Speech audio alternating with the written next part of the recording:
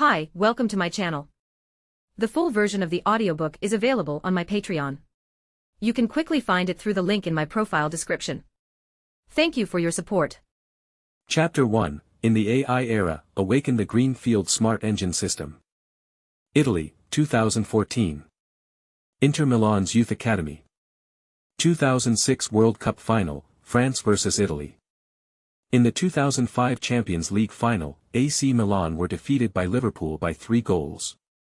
2009 to 2010 Serie A Round 3, Roma vs Lazio. Inside the dimly lit dormitory of the youth training camp.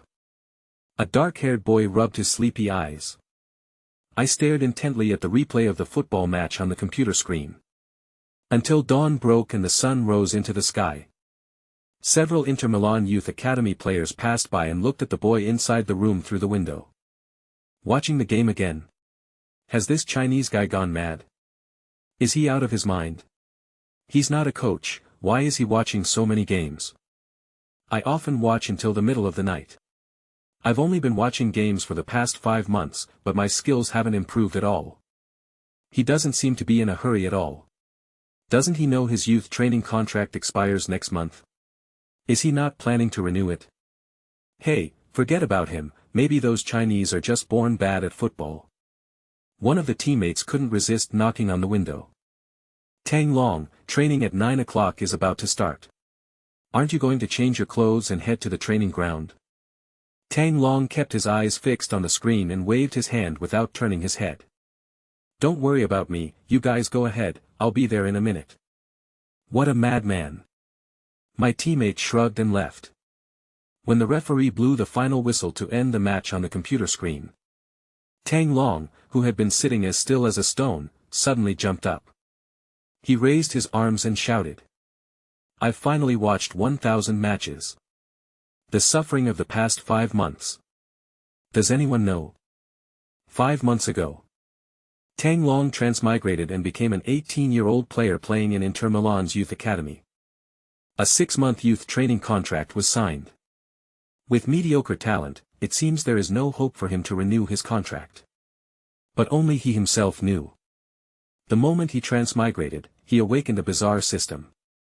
Greenfield Intelligent Engine System. This is an AI intelligent system from 2054. Designed specifically for football players. It was embedded in Tang Long's brain and integrated with his nervous system. It can provide him with big data-driven intelligent judgment on the field. Of course.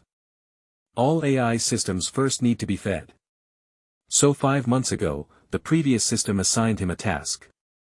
Please watch 1,000 professional football matches in their entirety. In order to complete this task, Tang Long was in a terrible predicament. Daily training cannot be neglected. I can only watch the game by working overtime at night. Finally. I've watched all 1,000 matches. Byte.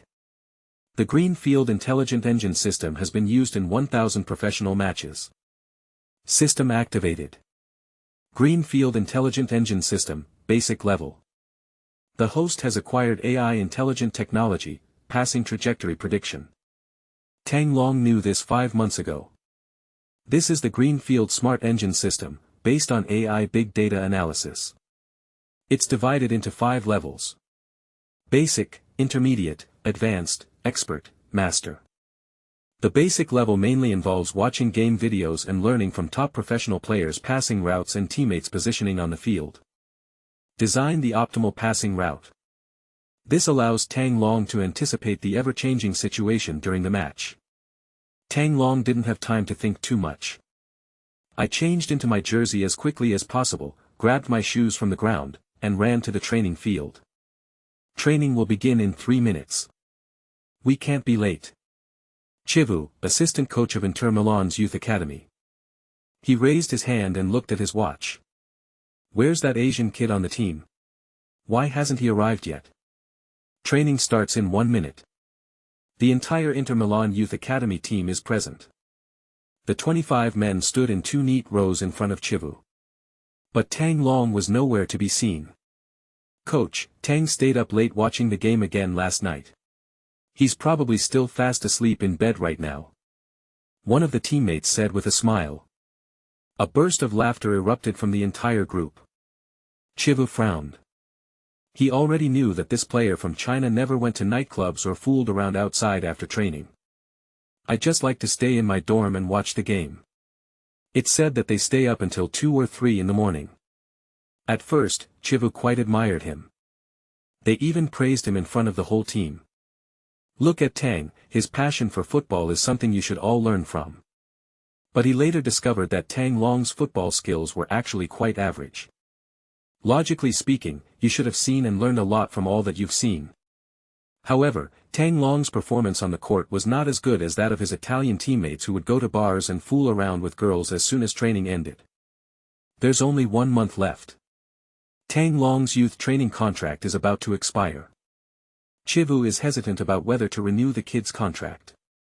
This brat, it's one thing if he doesn't play well, that's a talent issue, but you can't be late for training, that's a matter of attitude. Chivu was only halfway through his sentence. Then they saw Tang Long running over at top speed, carrying his sneakers. Report. Chivu was taken aback and subconsciously glanced at his hand. The second hand has just jumped to 12. Thankfully, I wasn't late. Hurry up and change your shoes. Look at you, training in slippers, what kind of behavior is that? Chivu sighed. Amidst the less-than-friendly gazes of his blonde-haired, blue-eyed teammates, Tang Long gritted his teeth and changed his sneakers. Then he stood quietly at the end of the second row of the line. He usually arrives at the training ground half an hour early. Otherwise, we wouldn't be in such a rush to watch the 1000th match before today's training session. Taking advantage of the break in Chivu's address to the group, Tang Long opened his data panel. Host, Tang Long. Age, 18. Height, 182. Positions, attacking midfielder, shadow striker, defensive midfielder. Attack, 55. Shooting accuracy, 58. Shot power, 58. Header, 55. Dribbling, 58. Long pass, 52. Short passes, 54. Set pieces, 42. Speed, 65. Physical fitness, 60. Strength, 56. Jump, 60. Defense, 35. Overall rating, 55. Stadium rating, Serie C substitute level. Scoring notes, 90 is the level of a star player in the top 5 European leagues, 80 is the average level in the top 5 European leagues, 70 is the level of Serie B, and 60 is the level of Serie C. Looking at the level that hasn't changed at all in the past 5 months. Tang Long's heart tightened as well. After watching 1000 matches. After the Greenfield Smart Engine is enabled at the basic level. Its own data processing capabilities remain completely unchanged. This system had been dormant for a full 5 months. Does it even work? Could this help him secure a contract extension with Inter Milan's youth academy? Chapter 2's big data shows that the pass threat creation rate is 82.76% at this time. For the past 5 months, the Allied Milan Youth Academy team has been training. Tang Long was already very familiar with the training process. Warm-up, running laps, passing, shooting. The whole process took exactly 1 hour. Recently, the head coach of Inter Milan's youth academy went to UEFA for training. Therefore, today's training session was led by Chivo, the assistant coach of the youth training team. This legendary player who won the treble with Inter Milan. After retiring, he naturally joined Inter Milan's youth academy. He led the team from the U15 level all the way to the U18 youth training team, serving as an assistant coach. Today, his main focus is on several players in the team, including Tang Long, whose youth training contracts are about to expire. To decide whether to represent the club and sign a contract extension with them. In Chivu's view, Tang Long is actually the hardest working player in the entire Inter Milan Youth Academy team. He is strict with himself both in training and in life. Perhaps it's because Chivu is from Eastern Europe. He always hoped that Tang Long, who came from China, could perform well on the field and continue to stay in Inter Milan. However, today Chivu was holding a tactical board and standing on the sidelines with his hands behind his back. Watching Tang Long pass the ball, run laps, and shoot on the field, everything he did was mediocre. Not up to the team's average level. In some aspects, it is even at the bottom. Chivu couldn't help but rub his forehead and sigh softly. Sigh, it seems that talent is still a factor in football. Even a player as hardworking as Tang would struggle to make it onto the professional league stage without talent. Chivu knew it very well. Not many players from this Inter Milan U18 youth academy can play in top professional leagues. A few stand out, such as DeMarco and others in the team. Perhaps he could be loaned to a relegation-threatened Serie A team for rotation. Some of them are only at the level of rotation players for mid to lower tier Serie B teams.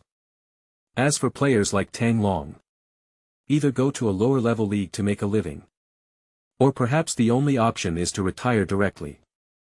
I've distanced myself from this sport. That's how it is on the football field. One general success is built on the bones of 10,000. Don't be fooled by how dazzling those star athletes are under the global spotlight. But even more so are the players who work behind the scenes, often without recognition. Many people leave the professional arena shortly after reaching adulthood. Seek other ways to make a living. Seeing how hard Tang Long was working on the training field, the Romanian Chivo was completely baffled. He just couldn't understand it. China has 1.4 billion people, making it the most populous country in the world. Why can't it produce a single player who can be a starter in one of the top 5 European leagues? It's really strange. Chivo looks at Tang Long with a puzzled expression. Everyone assemble. Chivo blew the whistle. Tang Long, who was covered in sweat, knew that his chance had come. Next, there will be a 30-minute inter-team scrimmage. The youth team will be divided into 2 teams, A and B, to compete on the field. According to the system prompts. The first thing Tang Long's judgment of passing routes was awakened in the Green Engine's primary system. Tang Long knew that this skill couldn't be seen during training. It can only be demonstrated in actual combat. Team A wore blue vests, symbolizing their main players. Tang Long received a yellow vest, symbolizing the B team's substitutes. Work hard, lads. You're all 18 years old now. At your age, many talented players are already playing in Serie A, don't waste any more time. Chivu addressed everyone. Tang Long raised his head. He noticed that Chivu's eyes were also looking at him. There was pity and regret in his eyes. The team's inter-team training match has begun. Tang Long can play in 3 positions, attacking midfielder, shadow striker, and defensive midfielder. He stood in his most familiar attacking midfield position. At Inter Milan's youth academy, the polarization among players is quite severe. Team A, wearing blue vests, quickly overwhelmed Team B, wearing yellow vests. Tang Long, who plays as an attacking midfielder for Team A, has had a hard time getting the ball. That won't do. We have to drop back a bit, otherwise we won't have a chance to perform if we don't get the ball. Tang Long began to actively retreat to the lower back position. 1 minute later. The on-field commander, Chi Wa, keenly noticed Tang Long's change in position. Tang, get back to your pre-race position. Why are you running around like that? Chivu shouted in dissatisfaction. He strongly dislikes players not playing according to his tactical intentions. However, Tang Long stubbornly refused to follow Chi Wa's instructions. Because he knew that the current B team couldn't even touch the ball in the attacking third. You have to drop very deep to have a chance to get the ball. That kid is such a disappointment. Chivu cursed. Just as he was about to replace Tang Long and give him a scolding. After being besieged for 10 minutes, Team B finally won possession of the ball. After the center-back intercepted the striker's attack. Looking up. The closest one to him was Tang Long. He passed the ball to Tang Long. Just as the football was rolling towards Tang Long. A simulated stadium diagram instantly unfolded in his mind. The positions of the 22 players on the field are marked with dots on this simulation diagram. Although Tang Long received the ball with his back to the goal, he could clearly see the direction of everyone's movement. Press high up the pitch. Don't let him receive the ball and turn comfortably. Team A's left back, DeMarco, who had pushed forward into the attacking third, charged straight at Tang Long. On the other side, Team A's forward also ran towards Tang Long. The two men instantly surrounded Tang Long, attempting to seize his position. The centre-back who had just passed the ball to Tang Long was so startled that he immediately shouted at him. "Don't hesitate. Pass the ball back to me, I'll clear the danger."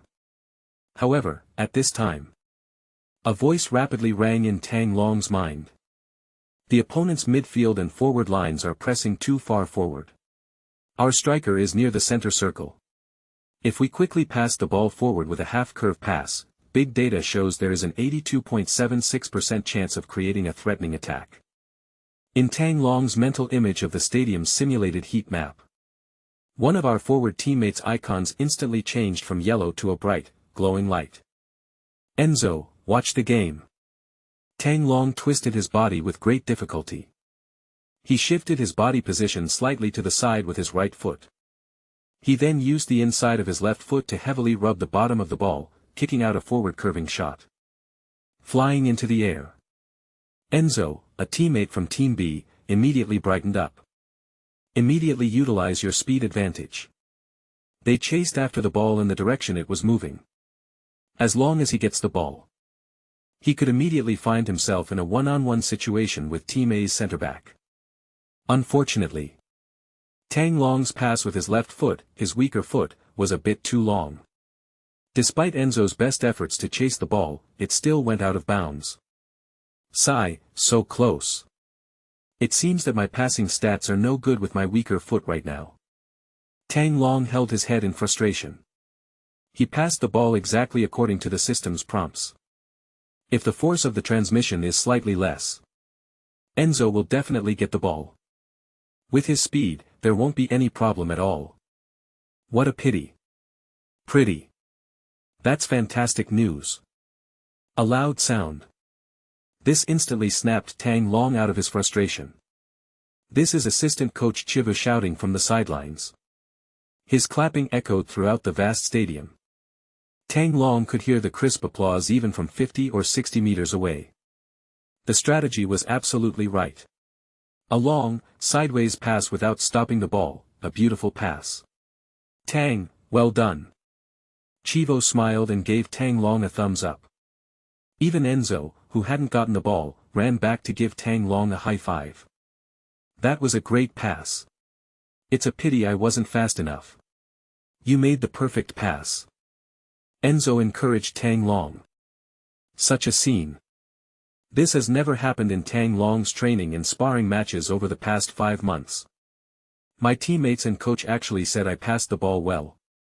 This also restored a lot of Tang Long's confidence. It's a pity we used our weaker foot this time. Next time, when we switch to our dominant foot, we'll definitely make a better pass. Chapter 3's incredible strategic vision reminded Chivu of Snyder. That passing lane was actually fantastic. Both the location and the direction are perfect. However, Tang Long knew why the pass hadn't gone well. The key issue is not that the Greenfield Smart Engine system's prompts are incorrect. The AI system's prompts are absolutely correct. However, this suggestion is based on an analysis of 1,000 professional football matches. Among them are top passers such as Pirlo, Iniesta, and Ronaldinho. The system's proposed approach and methodology are flawless. This data was generated based on big data analysis from 1,000 matches. The crux of the problem lies in Tang Long's poor passing ability. This is what's often said on the football field, the footwork didn't keep up with the thought process. Tang Long knew this principle. Assistant coach Chivu, who was off the field, naturally understood the situation even better. However, during his playing career, as a top player who had played for Ajax, Roma, and Inter Milan, Chivu also understood another straightforward truth. Sometimes, having the right mindset is more important than having precise footwork. Because footwork can be continuously improved through training. But, in the blink of an eye on the court, a player's potential is truly demonstrated by their ability to make the right decisions in an instant. Especially for young players like Tang Long. This is even more important. This is also the key highlight that best demonstrates the player's potential for growth. That's why Chivu was so excited to applaud Tang Long from the sidelines. It's okay if it didn't upload properly. As long as the approach is correct. Then we'll keep moving forward. That was a really good play. Under the pressure of two defenders, he passed the ball without stopping it, and with his weaker foot no less. In all my years of coaching, no one in Inter Milan's youth academy has ever been able to do that. Chivu thought to himself. The match is still ongoing. Team B, who had been suppressed for more than 10 minutes. They gradually came to their senses. They began to organize effective passing and receiving. Tang Long gradually returned from the defensive midfield position to his familiar attacking midfield position. Because Team A plays a high-pressing style in the frontcourt. Therefore, the attacking midfielder position is actually closer to the opponent's penalty area. Tang Long faced less defensive pressure. Tang, catch the ball. After Team B's fullback and midfielder executed a 1-2 pass. The ball was passed to Tang Long in the attacking midfield position. Seeing Tang Long preparing to receive the ball, Enzo, the forward for Team B, was immediately excited. He resorted to his old tricks. Immediately move laterally. We eagerly await Tang Long's pass. Especially when he noticed that Tang Long was able to receive the ball with his non-dominant right foot this time. Enzo believes he has a much higher chance of successfully receiving Tang Long's brilliant pass. Watch out for Enzo's position. Chivu, sitting on the sidelines, couldn't help but immediately give Tang Long some pointers. However, this time Tang Long did not pass the ball without stopping it. Instead, he stopped the ball at his feet. Then a kickback. From facing the goal, you are actually turning your back to the goal. Seeing that Tang Long did not pass the ball, Team A's opposing defenders also immediately moved up to their positions. Enzo from Team B instantly fell outside the offside line. Sigh, I'm still not decisive enough. There are clearly very good routes available. Chivu frowned. It seems that Tang Long's sideways pass with his weaker foot just now was just a flash in the pan. His control of the field is still mediocre. But the next second, Tang Long did something that surprised everyone on the field. A pass that shocked even the opponents. He pulled the ball and turned. He used the outside of his right foot to curl a shot towards the far left of the field. The football soared into the air. Captain B controlled the ball on the right flank of the field for a long time. The left flank of the stadium is now largely empty. Therefore, although Tang Long's pass was made with the outside of his foot, the ball moves very slowly, drifting along. But it still fell to the feet of the advancing B team left back. The situation has been torn apart once again. Team B's offensive situation suddenly became much clearer. Ah! He actually saw the other side. Chivu's jaw almost dropped to the ground. You have to understand, even someone of Chivu's caliber just now. All attention was focused on the densely packed right flank of the stadium. Even he didn't notice that the left back of Team B on the left was already making a quick run forward. Instead of coordinating with Enzo on the crowded right flank. It would be better to just kick the ball to the left wing. Holy crap! That ball is really coming. At the same time, the B team's left back, who received the ball on the left wing, felt the surprise came a little too suddenly. To be honest, this forward run was entirely instinctive on his part. I never expected Tang Long to pass the ball to me. After such a tug, the left back who received the ball was facing a completely open area. Speed up and drive into the penalty area immediately. An unmarked player, a simple cross. Enzo scored with a low shot inside the penalty area. Perfect. Absolutely a perfect pass. The strategy was spot on. I never expected that a player from Inter Milan's youth academy could have such a vision. Chivu did not applaud this time. Instead, he took a deep breath from the sidelines. His heart was pounding. He reminisced about his time playing for Inter Milan. Back then, when I was making forward runs from left back. Occasionally, he can receive passes from passing maestros like Wesley Sneijder, who uses the outside of his foot. It can tear open gaps in the field in an instant. Although Chivu knew, Tang Long just passed the ball with the outside of his foot. Whether it's ball speed or accuracy. They are all far inferior to Sneijder back in the day. But so what? As an 18-year-old youth training player. At least at the moment Tang Long passed the ball. In Chivu's view, his vision is in no way inferior to that of Sneijder, the midfield maestro who led the team to a treble in 2010. A sense of the big picture, a sense of the big picture, a sense of the big picture. Chivu kept repeating this football word to himself on the sidelines. At this moment, he saw immense potential in Tang Long on the field. In the subsequent matches, Chivu's eyes were not on anyone. All eyes were on Tang Long. To be honest, Team B's players are still far inferior to Team A's. Although the final score was a Team 3-1 defeating B team. However, if we were to choose a player as the best player of the match, Chivo would award it to Tang Long without hesitation. Within these short 30 minutes, Tang Long's vision and overall game awareness on the court. He is far superior to his teammates and opponents. Several through balls in front of the penalty area. Tang Long's line of thinking is perfectly correct. They had already anticipated their teammates' movements and the defensive players' formations. But either the pass's power isn't controlled well. Either it's because the teammates didn't move in time. Therefore, no assist was created. However, Tang Long's brilliance lies in his grasp of the big picture. Chivu has already won over the crowd off the field. Tang, you're amazing. Do you feel like you're on a cheat code today? How did you come up with those passing lanes? They were textbook through balls. I'm so sorry, Tang. That lob pass you made near the end, if I hadn't been a step too slow, that ball would definitely have been a one-on-one opportunity. Sigh. Tang Long said mysteriously, it's mainly because I like watching football. I watch a lot of football, you know. After the match, several teammates gathered around. They chattered excitedly with Tang Long about the game that had just ended, discussing his excellent passing. Tang, don't go to the changing room yet, come directly to my office. Chivu walked over with a smile. He patted Tang Long on the shoulder. He gestured for him to come with him to the coach's office. Chapter 4, quickly added to the first team roster, Serie A debut about to begin. Tang Long was wearing a wet jersey from just finishing training. Wearing spikes, I followed Chivu into the spacious coach's office. This is Tang Long's first time signing with Inter Milan's youth academy. This is my second time visiting this office.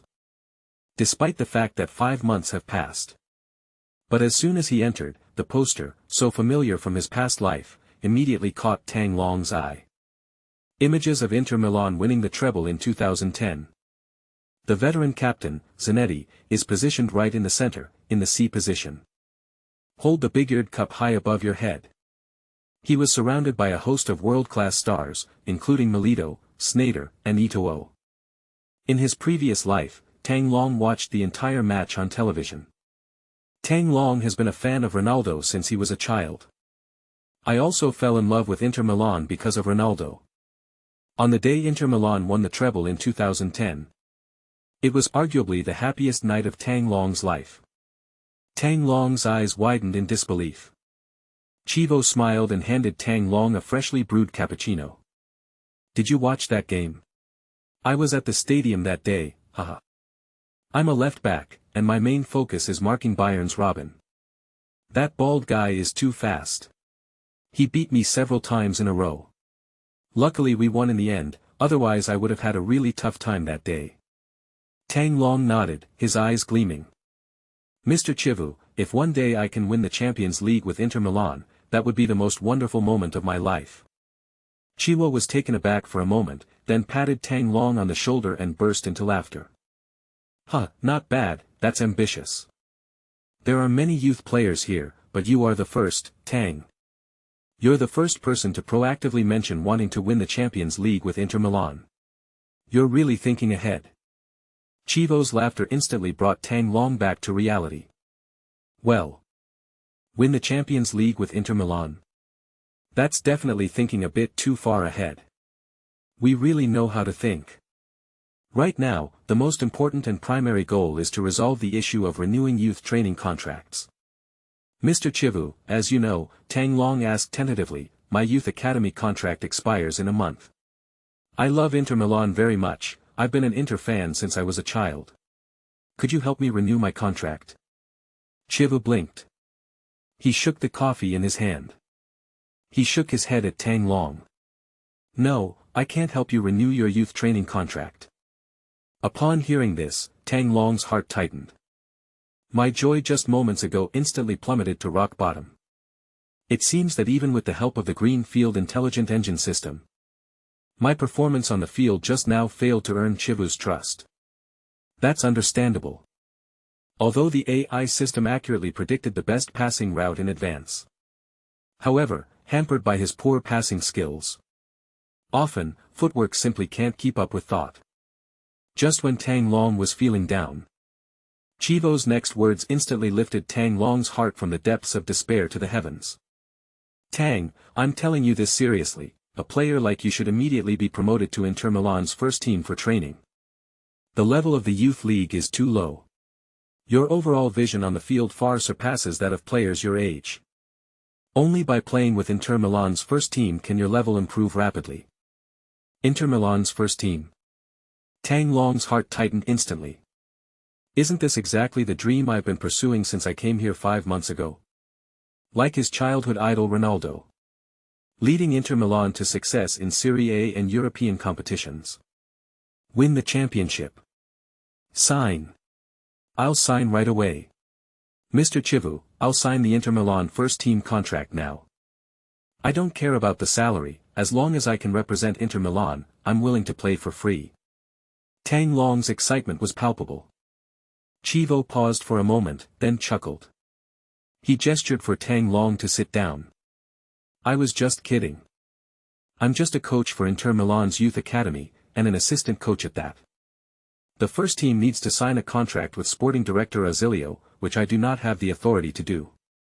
The only thing I can do now is to extend your youth training contract for another year. Tang Long was a little embarrassed. He didn't even realize that Chivu was joking with him. But then he nodded and said, oh, I see. He calmed his excited emotions.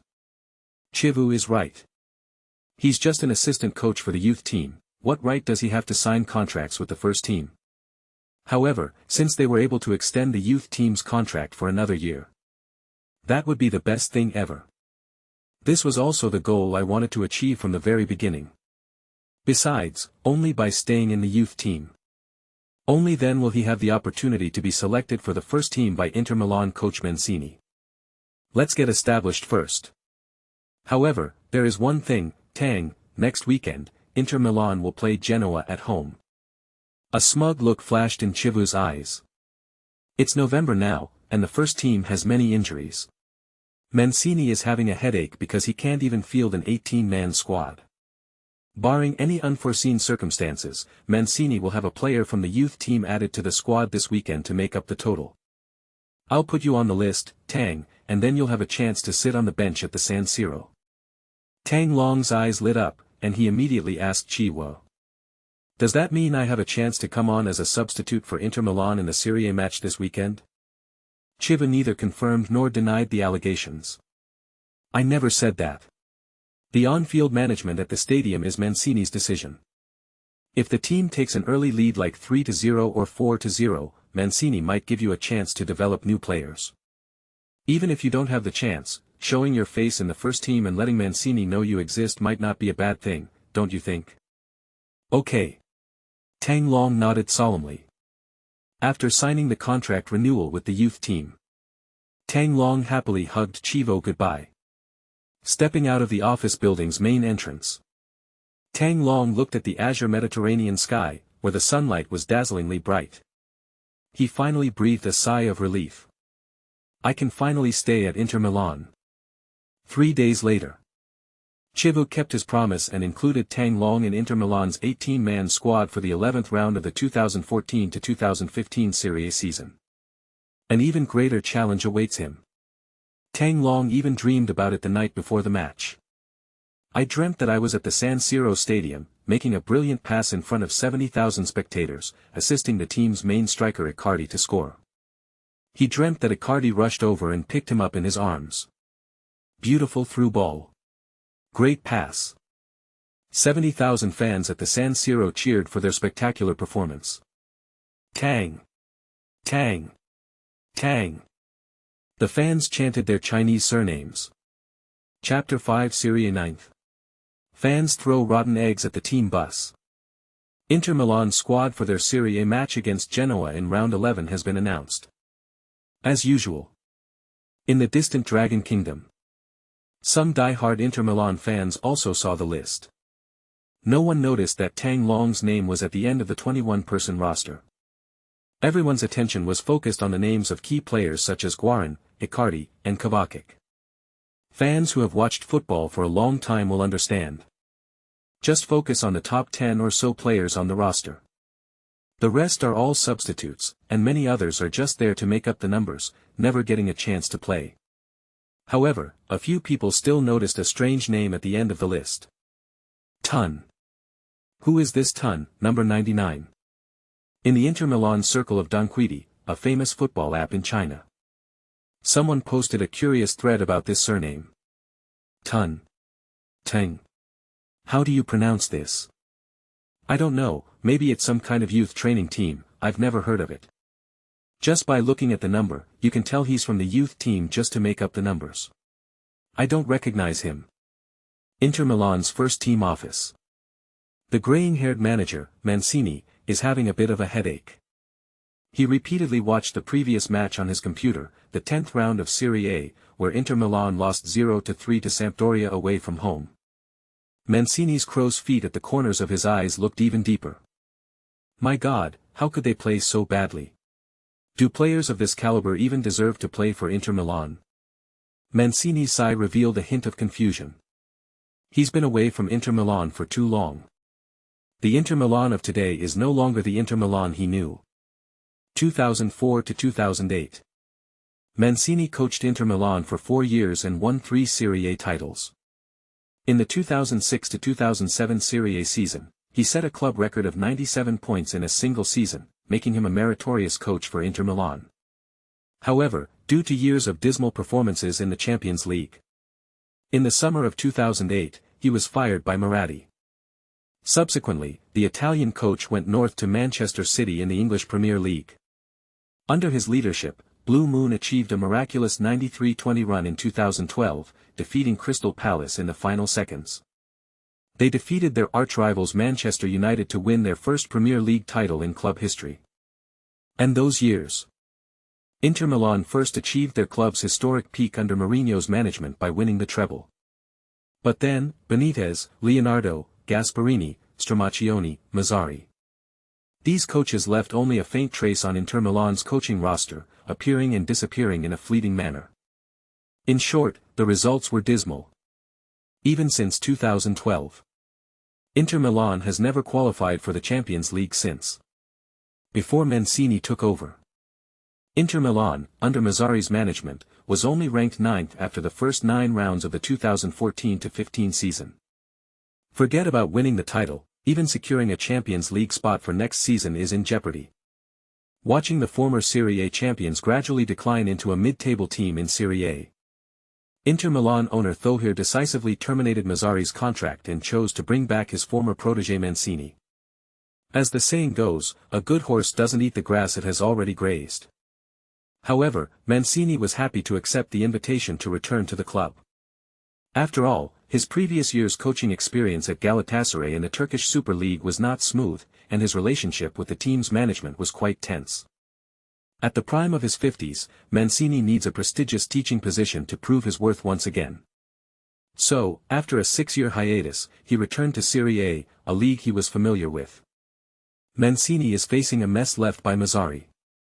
He took over the business halfway through and was full of ambition. He wants to bring Inter Milan back to the invincible Serie A team he coached 6 years ago. However, in his very first game leading the team after accepting the appointment, he was dealt a heavy blow. Inter Milan suffered a 0-3 defeat to Sampdoria away from home. The consequence was that he started smoking cigars again after quitting for 2 years. Although smoking cannot alleviate the depression in one's heart, it is a way to distract and dispel it. The swirling smoke in front of one's face may also serve to cover one's shame. The match was one-sided, with Inter Milan being completely dominated by the Mariners. That's not even the worst part. To make matters worse, the match also cost Inter Milan two key players. Their main strikers Osvaldo and Icardi were both injured. The team now has two remaining forwards. One of them is 33-year-old Argentine veteran Palacio. The other one is Bernazzoli, a small forward who is only 17 years old. Looking at the two cards in his hand, one old and one young, Mancini felt a headache coming on. With this lineup, can they take 3 points from Genoa at home? Let alone 3 points, I'm afraid even 1 point would be difficult. It was 6 p.m. local time in Milan. Inter Milan's team bus slowly drove towards the San Siro stadium. With 1 hour and 45 minutes to go before the start of the match, the players arrived at the stadium early to begin warming up. Sitting at the back of the bus, Tang Long excitedly looked out the window. Both banks of the river were filled with Inter Milan fans wearing blue and black jerseys. Just as Tang Long was about to wave to the fans through the window, a rotten egg smashed against the windowpane. Clap clap clap. Several more eggs were thrown at me. How can you face us? How can you face us, your fans?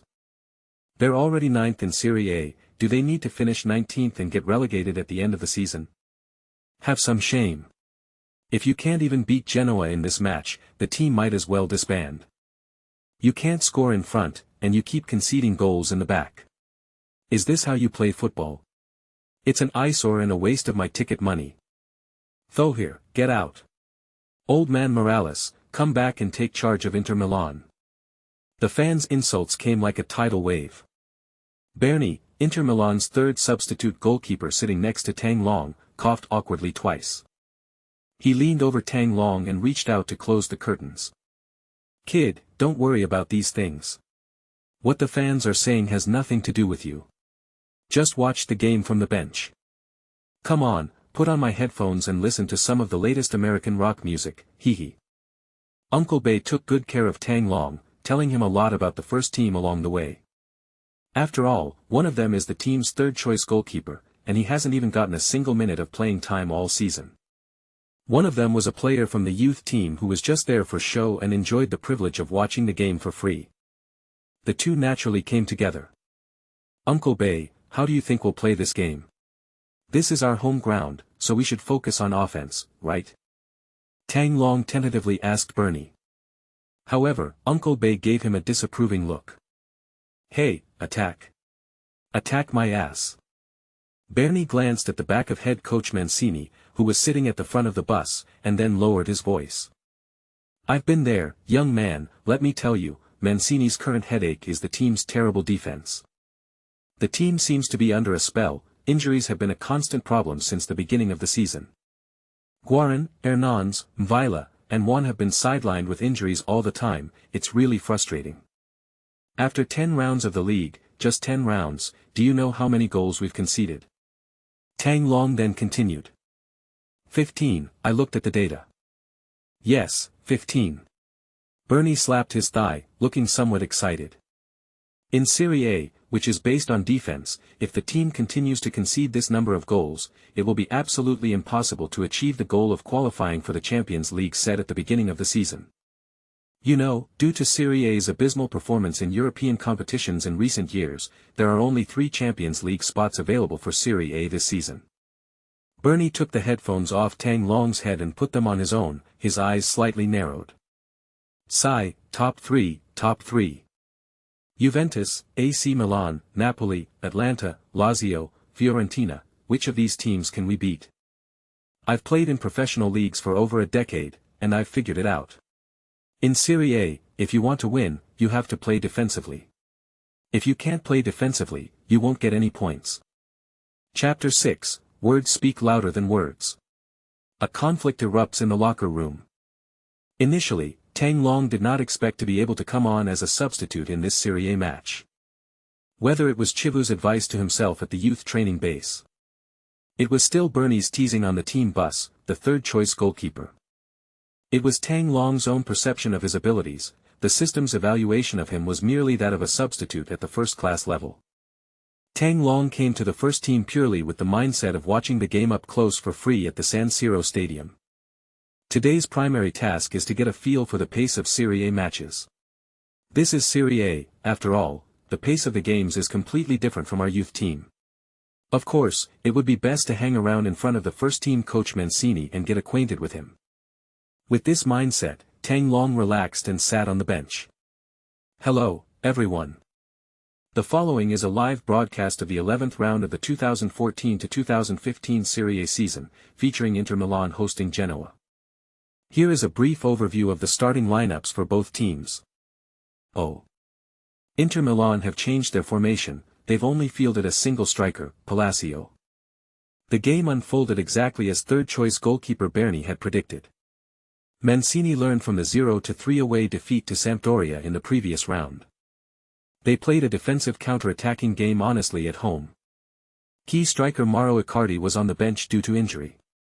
Palacio, a 33-year-old man who was both old and thin, was at the very front. The midfield and defense have a large number of engineers and thugs. Mancini's ideas are direct and pragmatic. That means, while ensuring a solid defense, stealing a goal from Genoa and then holding out until the end of the game. We're aiming for a 1-0 score. However, Mancini's wishful thinking doesn't seem to be working out well. Inter Milan didn't take the initiative to attack, so Genoa gained possession.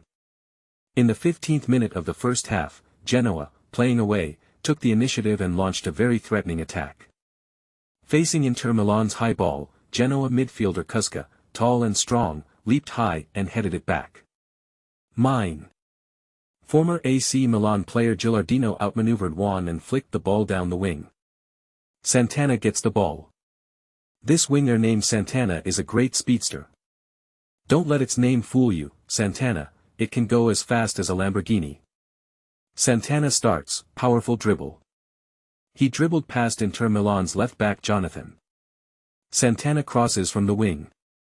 Inside the restricted area, a red figure appeared like a ghost. It's Gilardino. Precisely judging the landing point, he headed the ball into the goal through a 2-meter gap between Inter Milan's two centre-backs. I love this feeling. Gilardino stuck out his tongue and celebrated wildly with his teammates. At that moment, he felt as if he were still wearing the red and black stripes and playing in the Milan derby. The Inter Milan substitutes on the sidelines were completely dumbfounded. Only 15 minutes in, at home, and they've already conceded a goal. Oh no, oh no, oh no, we miscalculated, the boss miscalculated.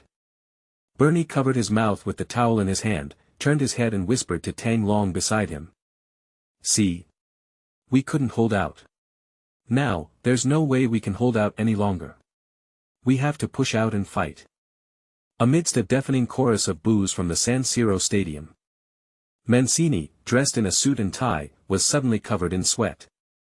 The broadcast camera gave him a close-up shot, which seemed to have a special meaning. The veins bulging on Mancini's forehead became visible to everyone. He felt as if an eye was watching him intently. Cheer up, everyone. It's still early. This is our home ground. Show some fighting spirit and be bolder in your moves. Mancini clapped vigorously, trying to boost the morale of the players on the field. However, the players on the field seemed a bit confused. Didn't you tell us to play it safe? Go, how can you fight with momentum? Playing at home and trailing by 1 goal, Inter Milan had no choice but to attack. Their formation for this match is 3-6-1. The two midfield wingbacks, Jonathan and Nagatomo, began to move forward. They attempted to use the width of the field to pass the ball around and stretch the opponent's defense. However, Genoa's early goal against Inter Milan was quite pragmatic. Want to play a head-on attack game with me? Sorry, not playing. Head coach Gasparini waved his hand, and the entire team retreated.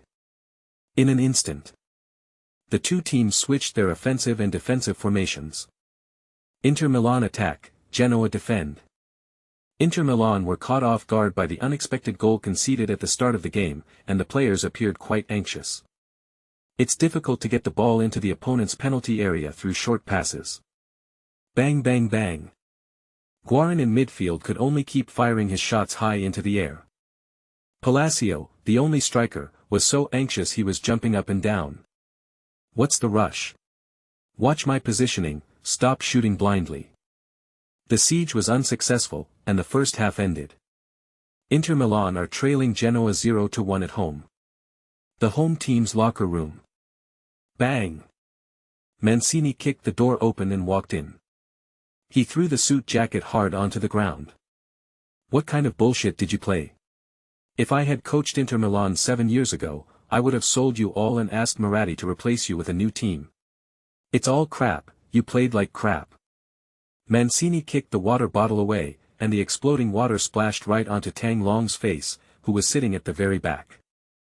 Bernie calmly handed the towel to Tang Long. The locker room was completely silent, except for the echoes of Mancini's roar. Is Mancini really that bad-tempered? Tang Long asked in a low voice. Don't let his refined and gentle demeanor in front of the media fool you.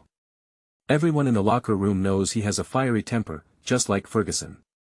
Mancini also has his own hairdryer. No sooner had Bernie finished speaking than Mancini spoke in a sorrowful tone, as if he were singing an Italian opera. My God, that goal broke through our defense in no time. Even if I had sent our third goalkeeper up, we wouldn't have let Kuznetska get a touch on the ball so easily. He was completely out of the game. Pfft. Bernie couldn't help but burst out laughing. Mancini paused, his gaze sweeping towards a corner of the locker room. Who's laughing? Who? Mancini turned to Tang Long, who are you laughing at? Tang Long quickly waved his hand, it wasn't me. Mancini glared at Tang Long, then turned his hairdryer on midfielder Guarin. Guarin, who was drinking water, was startled and choked on his water. Arrive. Mancini, why are you shooting like that? You're playing football, not basketball. You keep shooting from outside the penalty area.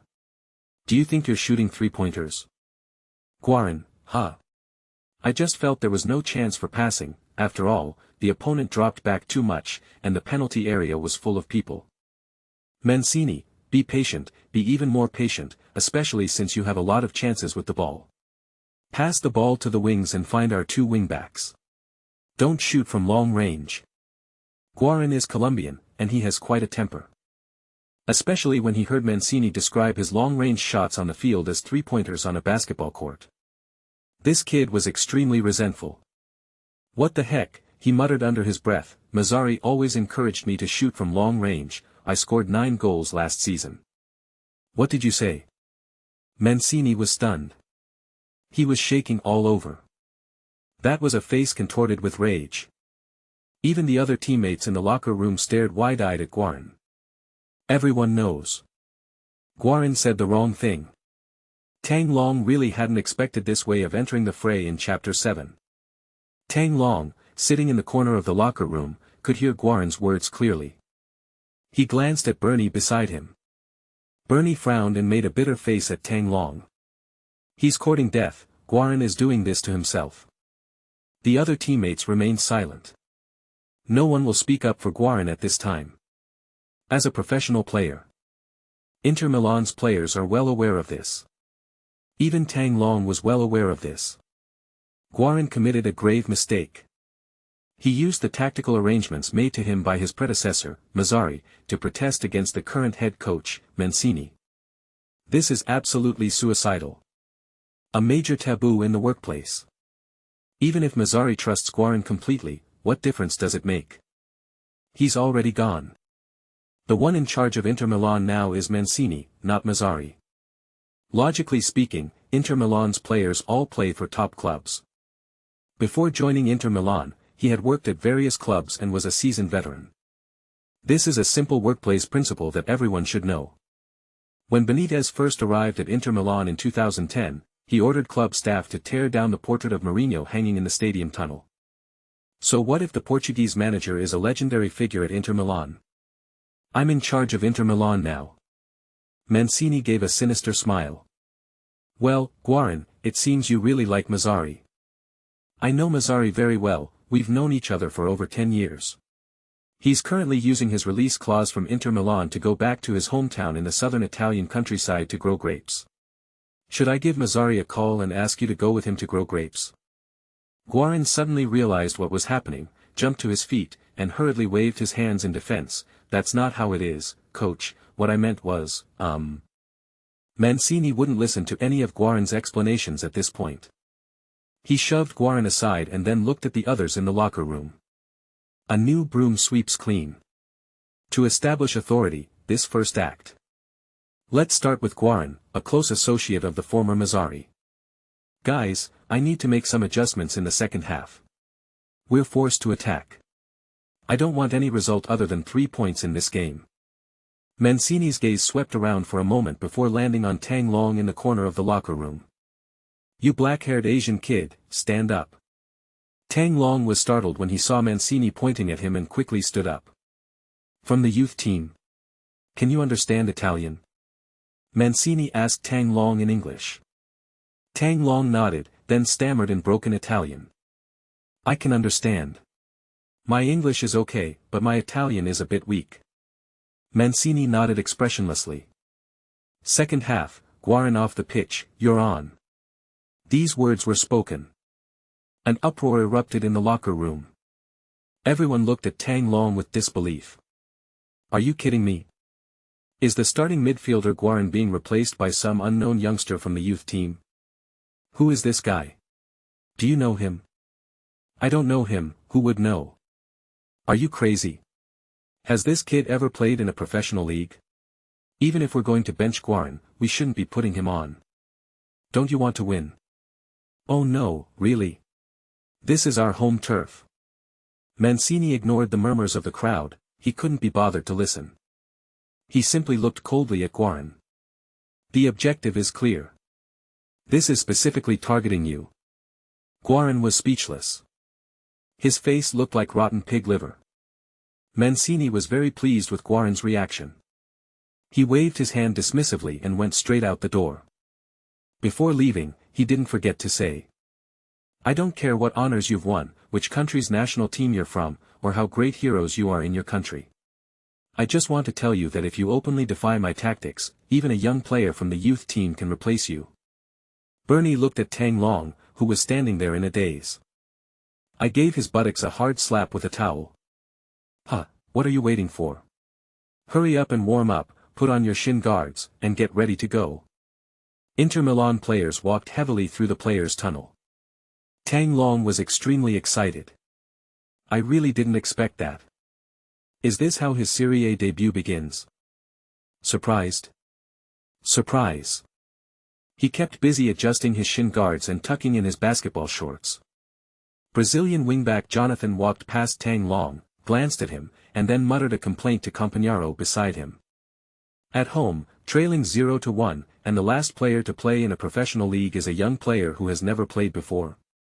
Is Mancini giving up? Is he even going to continue playing? How is he going to explain this to the 60,000 fans in the stadium? Compagnaro sighed, "The nail that sticks out gets hammered down. Guarin, that idiot, talked nonsense. Now he's in big trouble. Look at his broken Italian, I don't know how to communicate with him on the field. I certainly don't speak English." Forward Palacio walked over to Tang Long with a worried expression. "Hey, if we want to win the second half, we need to run more. I need you to run diagonally towards me often, draw away the defenders, and give me space, understand?" Palacio was Argentinian, and spoke Italian with a rural Argentinian accent, which Tang Long could only vaguely understand. He repeated it again in Spanish. Tang Long was naturally even more confused. "Ugh, forget it, I'll handle it myself.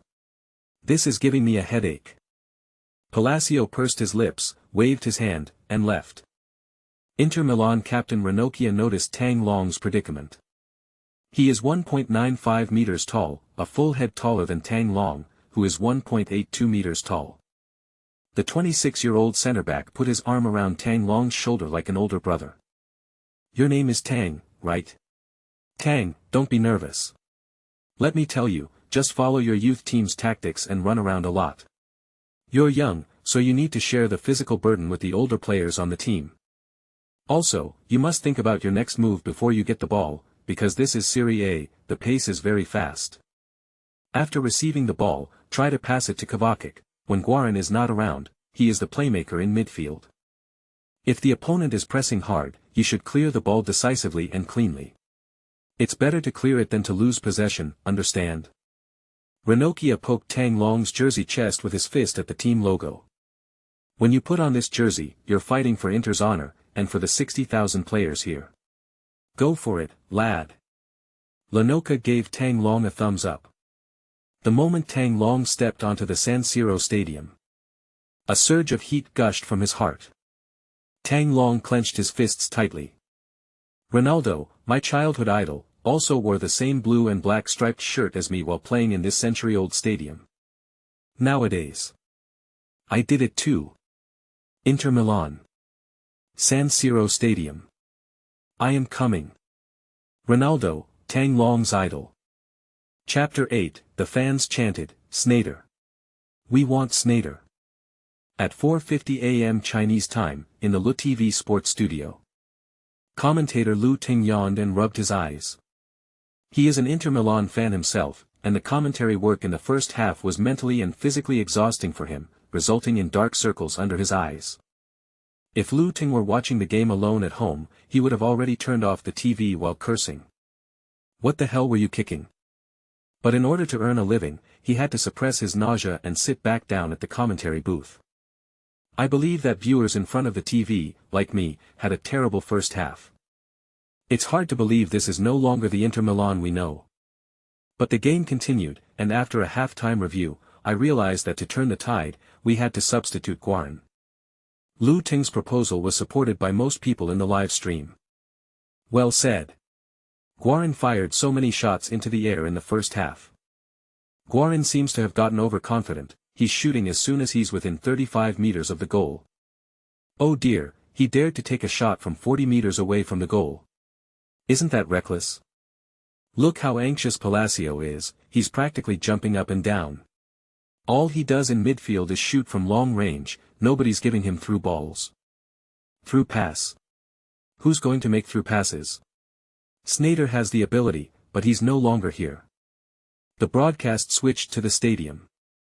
Because Guarin is Inter Milan's strongest player on the field, with a massively muscular build, Lu Ting keenly noticed this as soon as he was off the field. Dear viewers, I told you so, didn't I? Mancini made a change during halftime, and Guarin went down to get some water. Let me see who's come on. Inter's bench has many players with exquisite footwork and the ability to make penetrating through balls, like Alvarez. However, when Lu Ting saw that the player standing in Guarin's position was a young player with black hair and yellow skin, he was taken aback. Who is this young man number 99? I don't recognize him. Wait a minute, Lu Ting paused, a flash of joy suddenly appearing in his eyes, and he shuddered. This person. I think I know him. Isn't he, Jew? The second half has begun. Amidst the cheers and waving of the flags at the San Siro Stadium, Inter Milan immediately launched an offensive.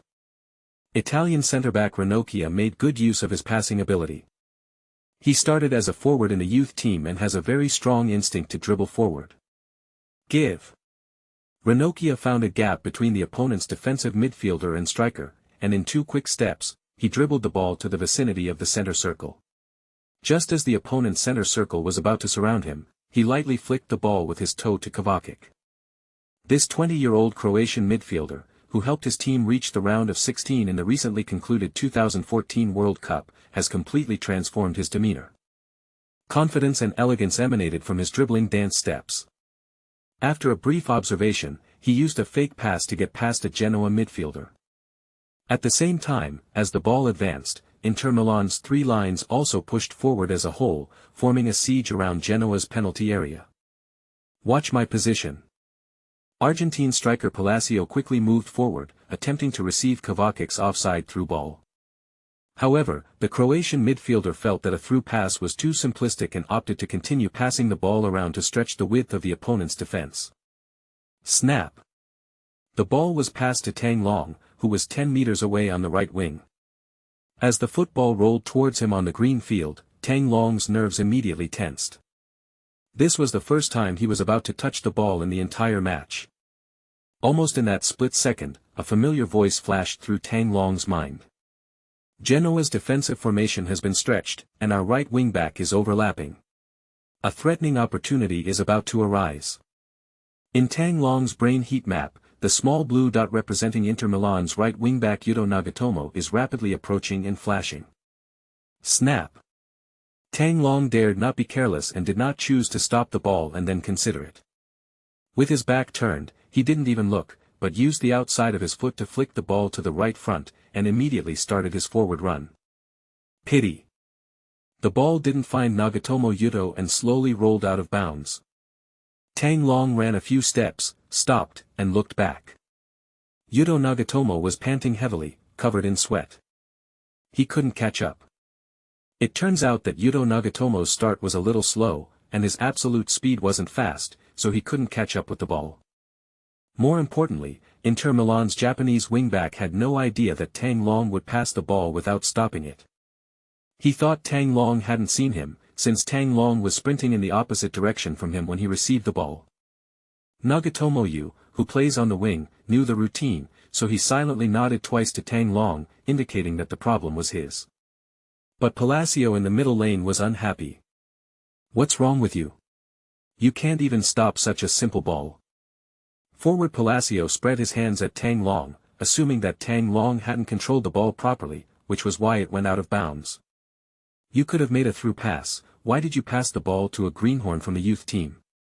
That wasn't enough, Palacio also made a sarcastic remark about Kovacic. The stands on the side of the road closest to Tang Long also booed him. "Who is this guy? Can he play soccer? How could you make such a simple mistake? It's hilarious. What a great opportunity. Young people just lack experience." It was this number 99 who substituted Guarin.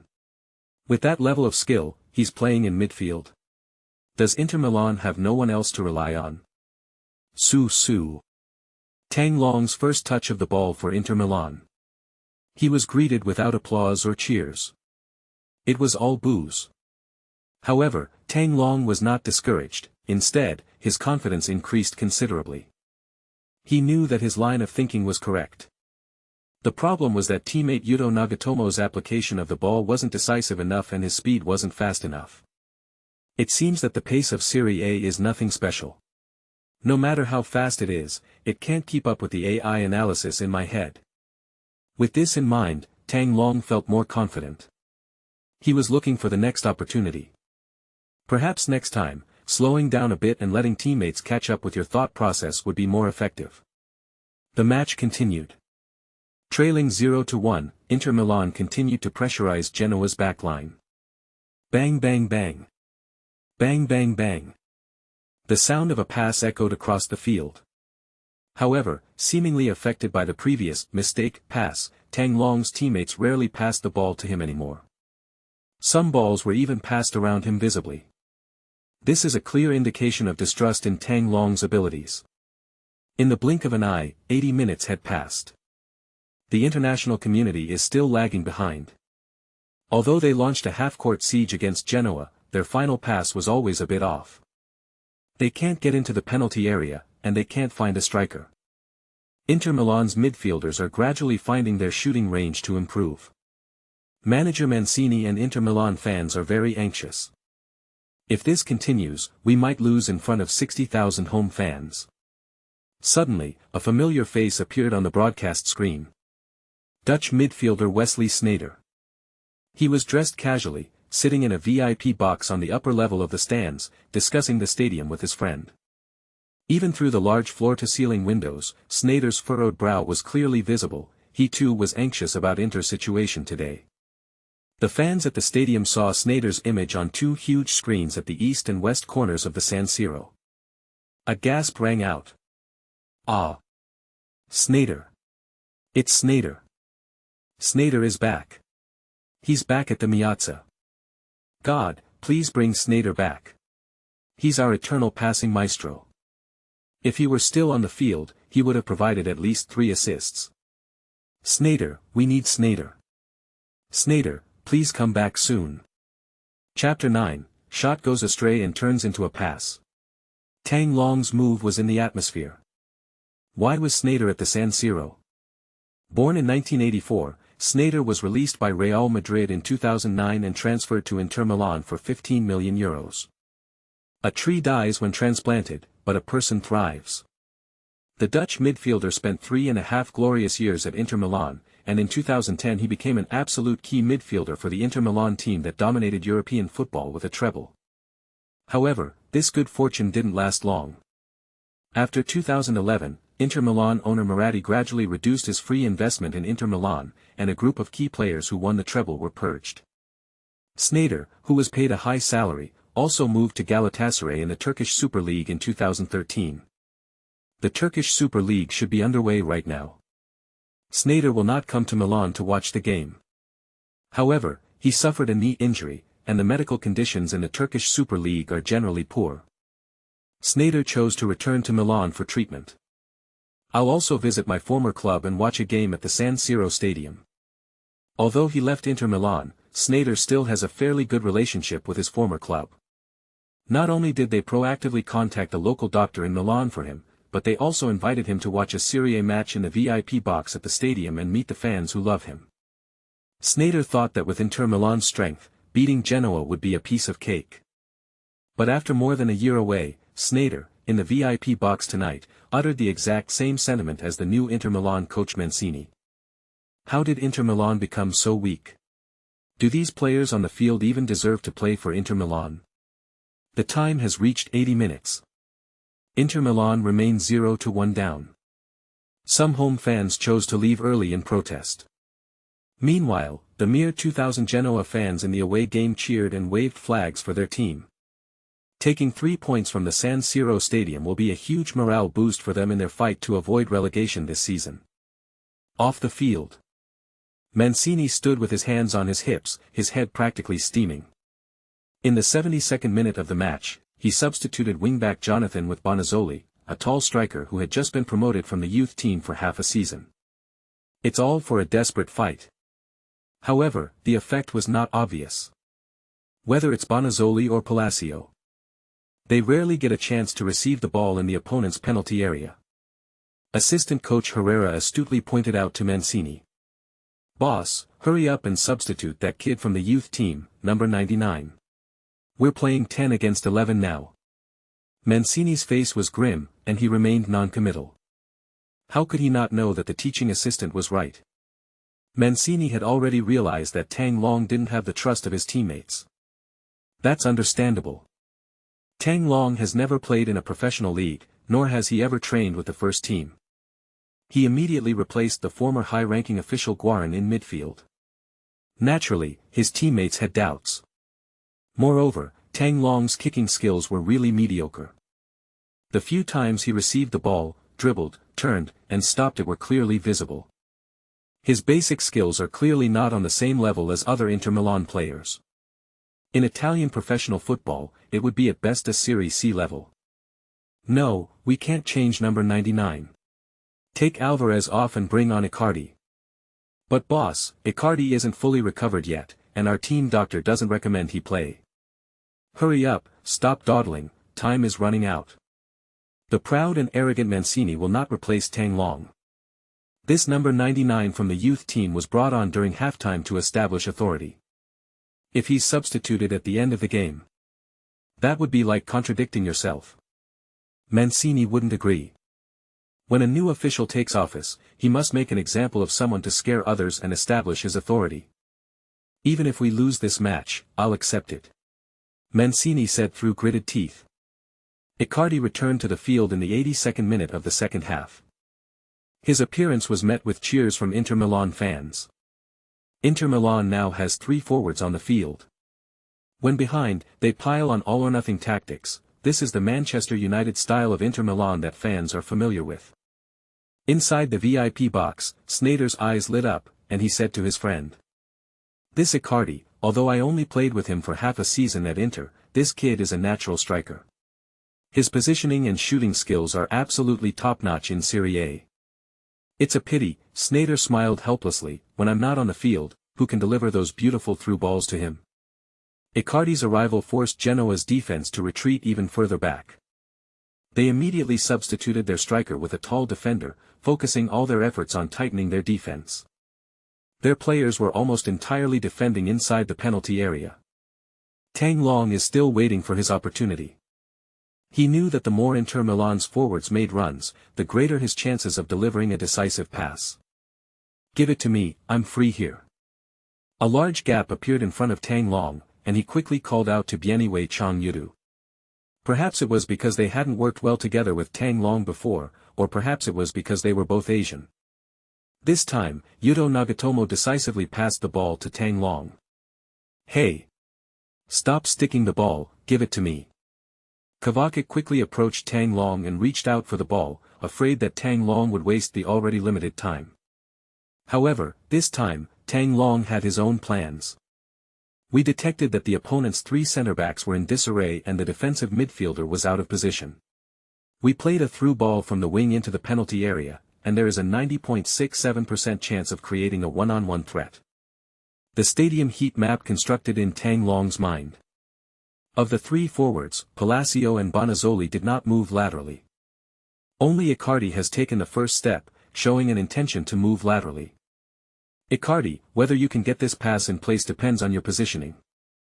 Following the AI-designed passing route, Tang Long tilted his upper body at a 30-degree angle, raised his arm, swung his leg, kept his eyes fixed on the football, and slammed his instep into the middle of the ball. Bang! The soccer ball skimmed along the ground, whoosh whoosh whoosh.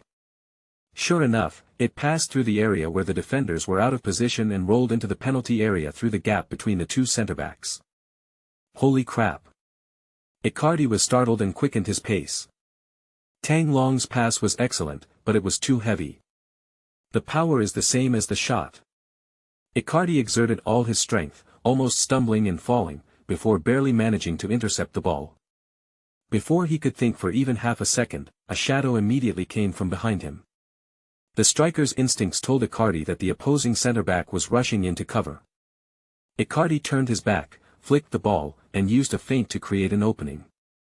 Shot with the inside of the left foot. The football touched the opponent's toe, drawing a strange arc in the air, and went straight into the top left corner of the goal. Pretty. A gasp rippled through the San Siro stadium. Fans never expected that Icardi, who had just returned from injury, would score such a world-class goal. The score is finally tied. Icardi shoved aside his teammates who were running towards him to celebrate and ran into the goal to retrieve the ball. We still have 5 minutes left. No one paid any attention to Tang Long. Nagatomo Yuto walked over and patted Tang Long on the shoulder. The young man was lucky, his shot went wide but turned into an assist, haha. Tang Long was stunned for a moment before he realized what was happening. It turns out that my passing route was correct and perfectly placed. It's just that the passing skill is average, and the power is too great. So much so that his teammates thought he was shooting. Then, by sheer chance, Icardi intercepted the ball halfway through the shot, turning his own shot into an assist. Everyone thinks so. Even Mancini, sitting on the sidelines, kept telling his assistant coach that they were really lucky just now. But as Icardi, holding the ball, ran quickly past Tang Long, she suddenly turned around and glanced at him. Chapter 10 Success or failure often hinges on a single, split-second decision. Mauro Icardi was born in 1993 and is 21 years old this year. Last year, during the summer transfer window of 2013, the Argentine striker transferred from Sampdoria to Inter Milan for €13 million. In his first season with Inter Milan, he made 23 appearances and scored 9 goals. After a season of experience, Icardi's forward skills have improved day by day. This season, he played in all 10 rounds of the league, scoring 7 goals. With his strike partner Palacio gradually aging, he perfectly inherited the mantle of his predecessor Diego Milito, growing into a new generation of Inter Milan's penalty area killer. Looking at the entire Italian Serie A league, Icardi's goal-scoring instincts are top-notch. At first, Icardi, like his other teammates, thought Tang Long's assist from outside the penalty area was a lucky accident. However, the shot was too powerful and just happened to land at his feet. However, Icardi found it a little strange. Is this really just a coincidence? As a top-class penalty striker in Serie A, Icardi's positioning is top-notch. That running route just happened to coincide with Tang Long's shooting route. Were you shooting or passing the ball just now? He couldn't help but speak to Tang Long for the first time. It doesn't matter, you scored anyway, hurry up. When Genoa restarted the game. The clock at the San Siro stadium has reached 88:35. Another minute passed. The fourth official on the sidelines raised the clock indicating 4 minutes of added time. Genoa, on the other hand, has already made all the necessary defensive preparations. Their striker even dropped back to the defensive midfield position. Mancini stood on the sidelines, looking out. The penalty area in Genoa was all red, everyone was crammed inside. Despite Kovacic's attempts to control the opponent by using the width of the field to pass the ball back and forth. But the opponent, determined to get a point, just kept their head down and wouldn't come out. Why bother guiding the ball? Just launch a long ball into the penalty area. Ragnaro, Juan Jr., move up to the center position. With a wave of his hand, Mancini transformed Inter Milan into a formation with 5 center forwards.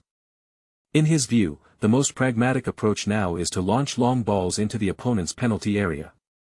After a chaotic battle, it's impossible to guess who got in. Right wing-back Yuto Nagatomo is responsible for crossing the ball. He frequently lobbed the ball from a 45-degree angle into the opponent's goal. Yuto Nagatomo is only 170 centimeters tall, making him the shortest player on the field.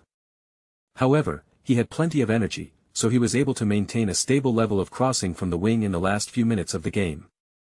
Furthermore, with Genoa's players all holed up inside the penalty area, Yuto Nagatomo was left unmarked.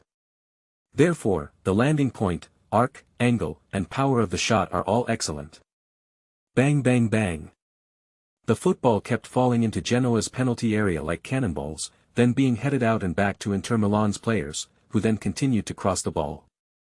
In just 2 minutes, Inter Milan delivered 8 high crosses. Unfortunately, the opponent's penalty area was too crowded with players, and none of the 8 crosses resulted in a threatening shot. The fans at the scene were so anxious they were jumping up and down. Behind the Genoa goal is the North Stand, where Inter Milan's die-hard fans gather. Everyone stood up and raised their fists. Push it inwards through the door. Go Icardi. Go Ranocchia. Head. We need a header. Let's deliver the final blow. We need a game-winning shot. Fuck. Fuck Genoa. Fuck the Southerners. Tang Long has moved to the vicinity of the penalty area. He keenly realized that things couldn't continue like this. The transmission by Yuto Nagatomo is not very effective. To be fair, his crossing technique is quite good. However, such straightforward passes, no matter how well you pass them, are unlikely to pose a real threat to Genoa's goal. Why? Because there is no element of surprise. Once you get into position, everyone knows what you're up to. Genoa's tall players are all ready, focused on your ball. Your pass was accurate, but we have more defenders. I'm not afraid of you spreading it. If they keep going like this, it'll probably end in a draw. I really don't know what they're doing. Their crosses are so monotonous and lack variation. How can that pose a threat? Inside the private room, Sneijder's friend asked him a question. Sneijder shook his head. Even someone who doesn't play football can see this. Do you think the Inter Milan players on the field don't know this principle? But the current situation forces them to resort to this kind of straight up and down cross. No one in the Inter Milan team has the ability to break through the opponent's defense with a single shot. All they can do is use quantity instead of quality, bombarding the team with high balls, hoping to score just one and win. That's it. My friend nodded thoughtfully and said. Change. You mean, like that young player number 99 from the youth team before, a shot turned into a pass, an accidental assist, and then he scored? Sneijder blinked twice. The words that were about to come out were swallowed back down. Hey, look, number 99 has the ball again. Yuto Nagatomo's cross was once again cleared by Genoa's defender.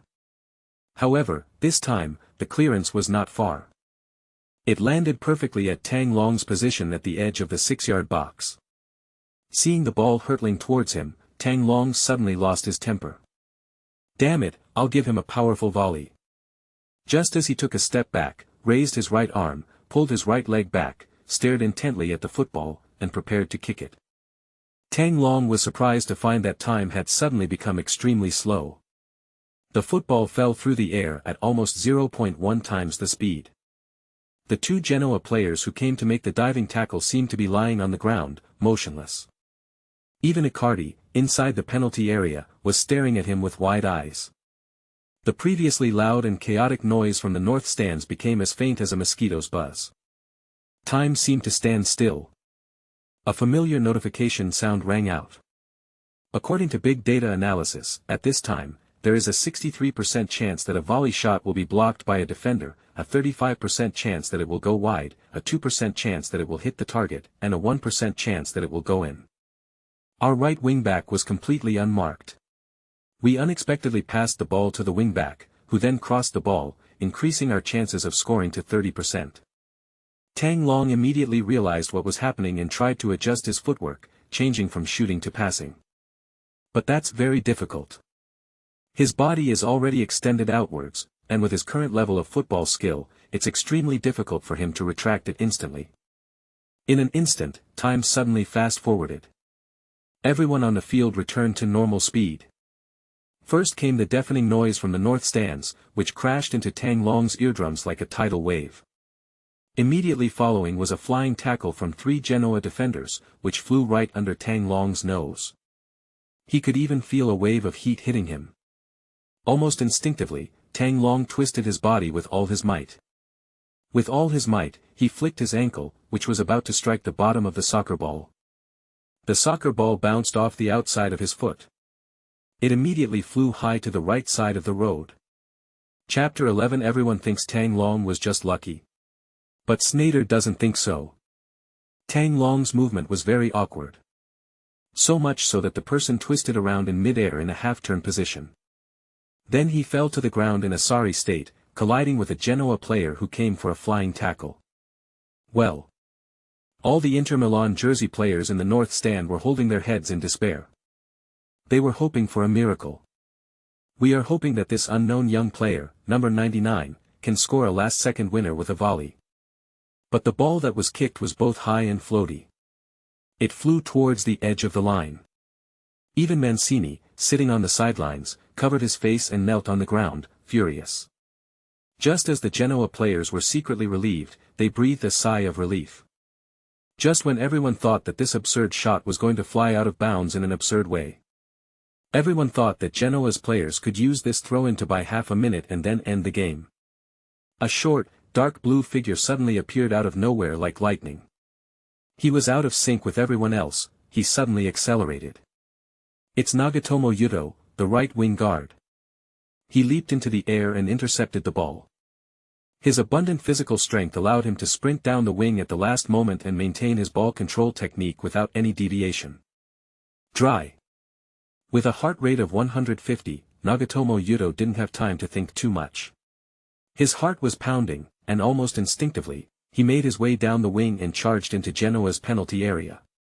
Genoa's players finally woke up from their daze. Stop him. Stop him from passing the ball. But all the reactions were too late. Due to the sudden change in the international attacking rhythm, Genoa was caught off guard by this attack down the flank. In the blink of an eye, the diminutive Nagatomo Yuto had already cut into the penalty area. Bang! Bang! Those two footsteps made a sound. The first sound came from Yuto Nagatomo, who swept the ball across the penalty area with the instep of his foot. The second sound came as Icardi met the ball and slotted it into the net. Ju. The ball was still spinning in the net when the referee blew his whistle. The match is over.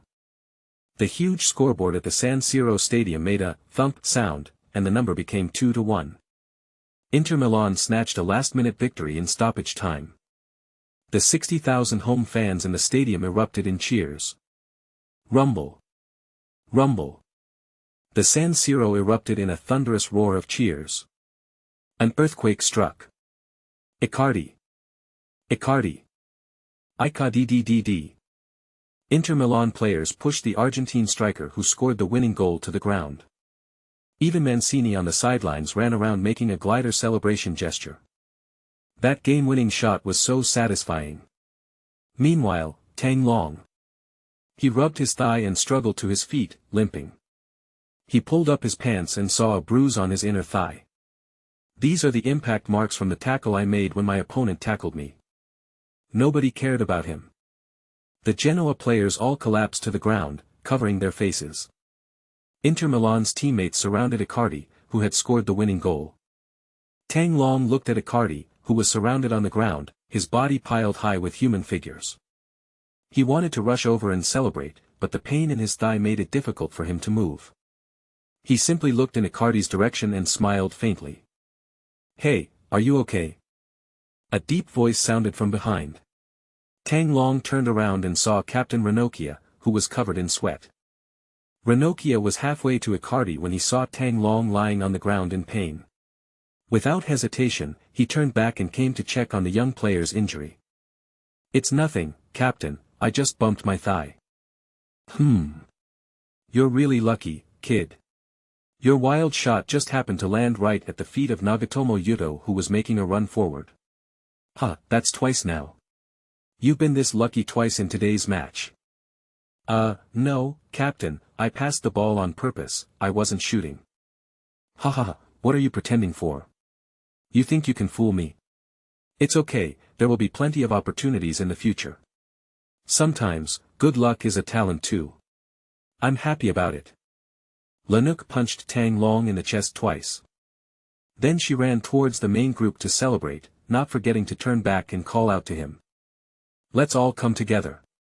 Tang Long chuckled and then lay down on the ground. He found it a little funny.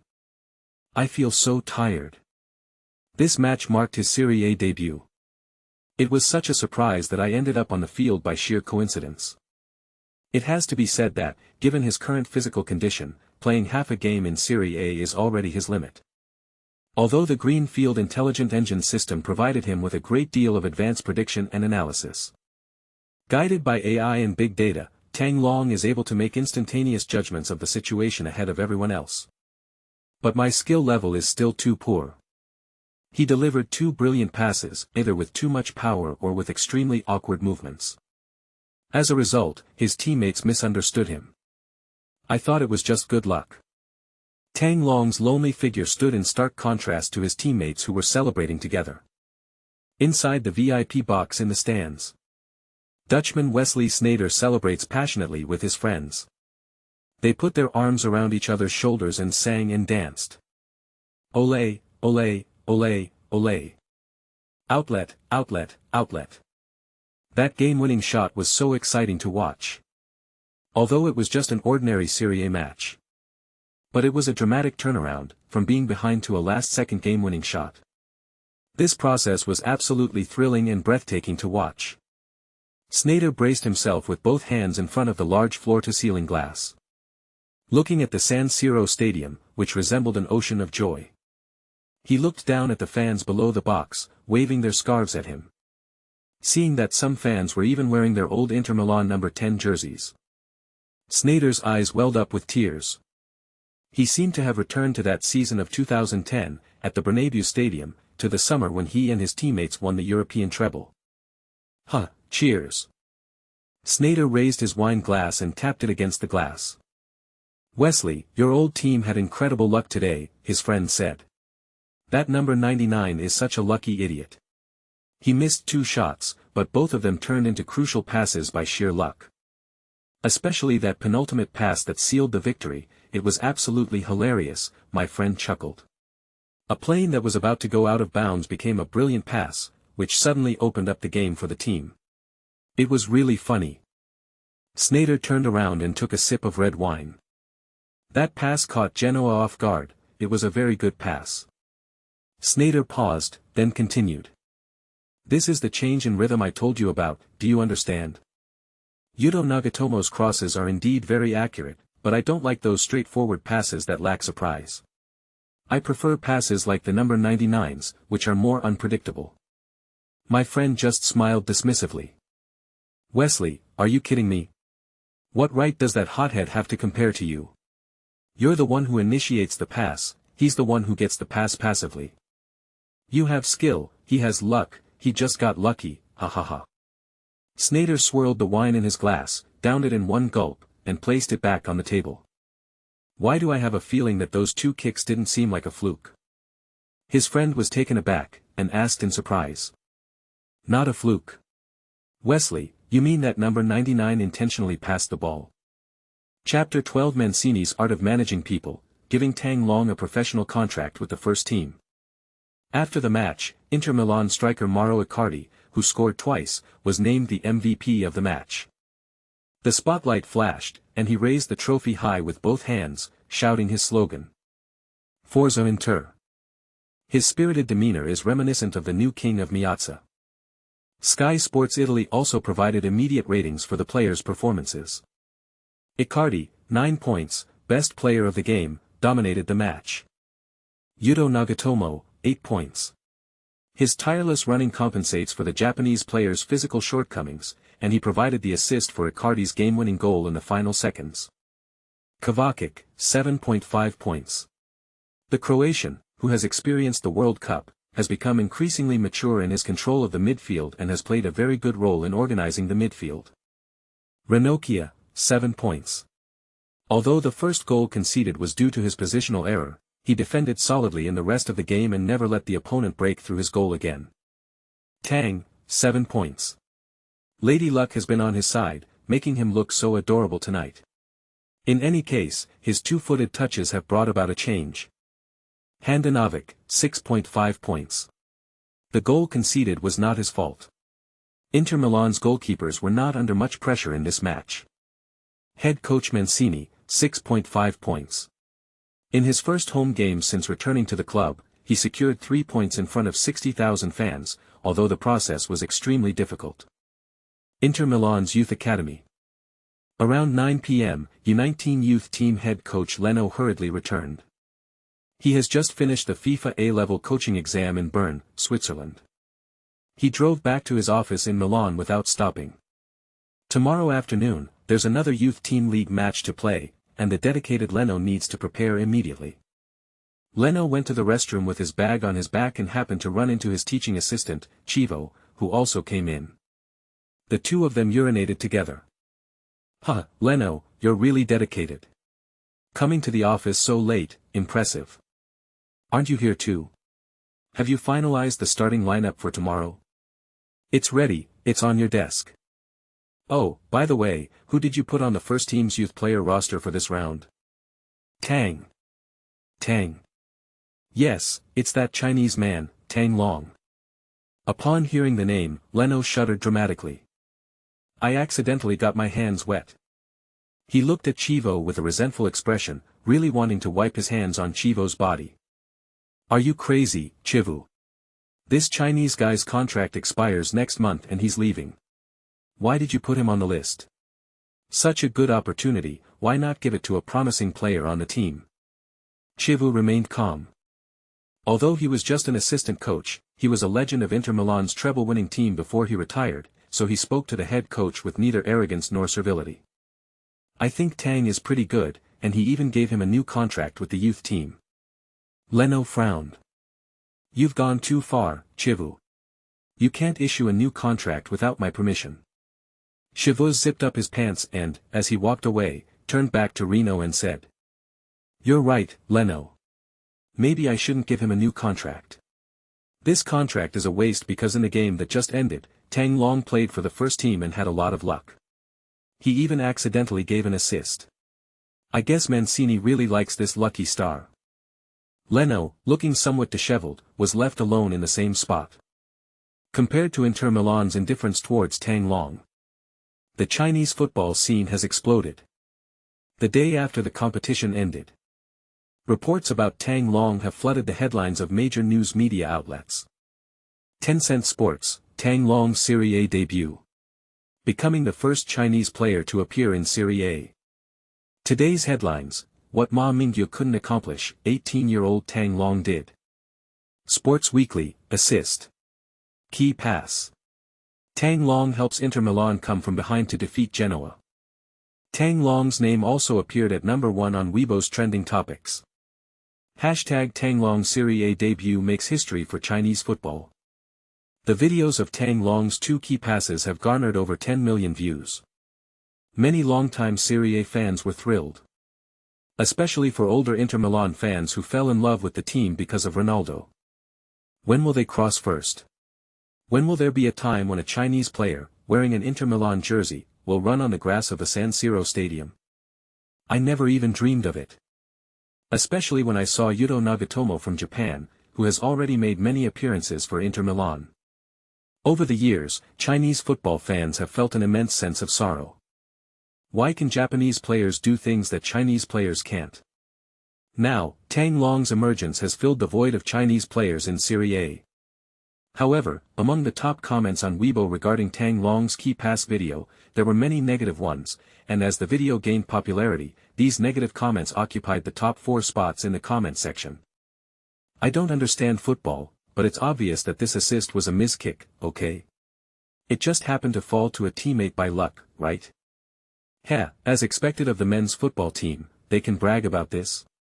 Any one of our women's football players could play better than this guy. That's enough. You've turned a chance accident into a claim that you're making Inter Milan's savior. You've lost all sense of shame for clicks. I watched the entire replay, and to be honest, Tang Long was completely detached from the team as a whole. His current level is far from Inter Milan's first team. I saw some rumors that Tang Long's appearance was just a pawn in Mancini's power struggle with the locker room. Mancini sat in front of his computer in his office. I'm repeatedly reviewing the Serie A match that just ended. It's his habit to spend 3 hours reviewing the game with his assistant coach Herrera the day after it ends, no matter how tired he is. Summarize lessons learned and propose rectification goals. This is a good habit that Mancini has developed over his many years of coaching, and it is also a reflection of his professionalism. However, this match against Genoa. During the debriefing, Mancini and assistant coach Herrera had a major disagreement. The point of contention lies with Tang Long. Assistant coach Herrera believes that Tang Long is completely detached from the team's tactics. Even in the youth team, he wouldn't be a starter, so there's no need for him to stay in the first team. Coach, I don't know what we're arguing about regarding this player, Tang. We can all see his ability clearly. His skills are on a completely different level from his teammates. We can't keep him in the first team just because he happened to provide an assist or a good goal by chance. That would be a complete waste of a first-team registration spot. Mancini, however, disagrees. He only agreed with half of Herrera's statement. Tang's ability is indeed not up to par for the first team, and I know that better than you do. But not only will I keep him in the first team, I'll also give him a professional first-team player contract. Ah! Herrera was stunned. A contract for Tang Long with the first team? Are you crazy? Tang Long probably never even imagined this would happen. Of course, Mancini also gave his own reasons. Herrera, you've been following me in the Turkish Super League, it's time you matured a bit. You need to know that the world of football is never just about playing football. Was it really just a coincidence that Guarin publicly confronted me? Why did I suppress Guarin? It was to keep order in the locker room. But is there only Guarin in the locker room? Are Icardi, Kovacic, Alvarez, and Mvila all obedient children who will listen to you if you give them a piece of candy? The world changes very quickly. Today's players are not the same as they were 10 years ago. They are rebellious at heart. They earn millions of euros in salary, have millions of followers on social media, and their every move is the focus of attention in their respective countries. Their mentality has become incredibly inflated. Indeed, substituting Don for Guarin was a bold gamble, but in the end we won, didn't we? Mancini smoothed his slightly graying bangs. Then he lit a cigar, puffing away and exhaling smoke. Not only will I keep Tang in the first team, but I will also put him on the substitute list for every game and have him sit on the sidelines. The purpose of this kid's existence is to prove to everyone in the first team that if anyone dares to cause trouble for me, I can immediately replace them with a youth team kid who has never played professionally. At Inter Milan, no one is irreplaceable. Upon hearing this, assistant teacher Herrera nodded slightly. He probably understood. Mancini is using Tang Long as a deterrent force that extends his will. But boss, why does it have to be him? Wouldn't it be better to choose someone from the youth team? Leno has a lot of promising young players under his wing. No, it has to be Tang. Because his skill level is so bad, the worse he is, the more meaningful he is in the locker room. Herrera's eyes lit up, and he gave Mancini a thumbs up. Boss, your skills in managing people are truly professional. Chapter 13, The Greenfield Smart Engine System Upgrades, Enabling Intelligent AI Cloud Training. My heart is pounding with excitement. Trembling hands. Under the witness of head coach Mancini. Beneath a poster covering the entire wall behind him, depicting the 2010 treble-winning team lifting the trophy. Tang Long solemnly signed his name on the professional contract with the first team. 5 years, an annual salary of $400,000 after tax, this is the basic salary of the first team. The moment I put pen to paper, a familiar voice echoed in my mind.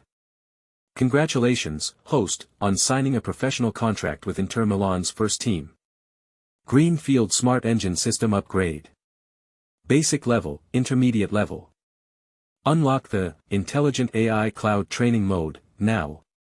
Mancini tapped his fingers lightly on the table, looking at Tang Long with a meaningful gaze. From then on, Tang Long became one of his protégés, cultivated in the locker room. He was also an informant he planted within the team. Young man, play well, I have high hopes for you. Coach, I will definitely train hard and live up to your expectations. At Mancini's behest. Inter Milan's official website featured a news item on its homepage. Congratulations to 18-year-old Tang Long on signing a professional contract with Inter Milan's first team. Below Tang Long and Mancini's smiling photo. This is an interview with Mancini from Inter Milan's official TV channel. Why did I choose Tang Long? Because I see his potential. In my opinion, Tang already has the ability to play in Serie A.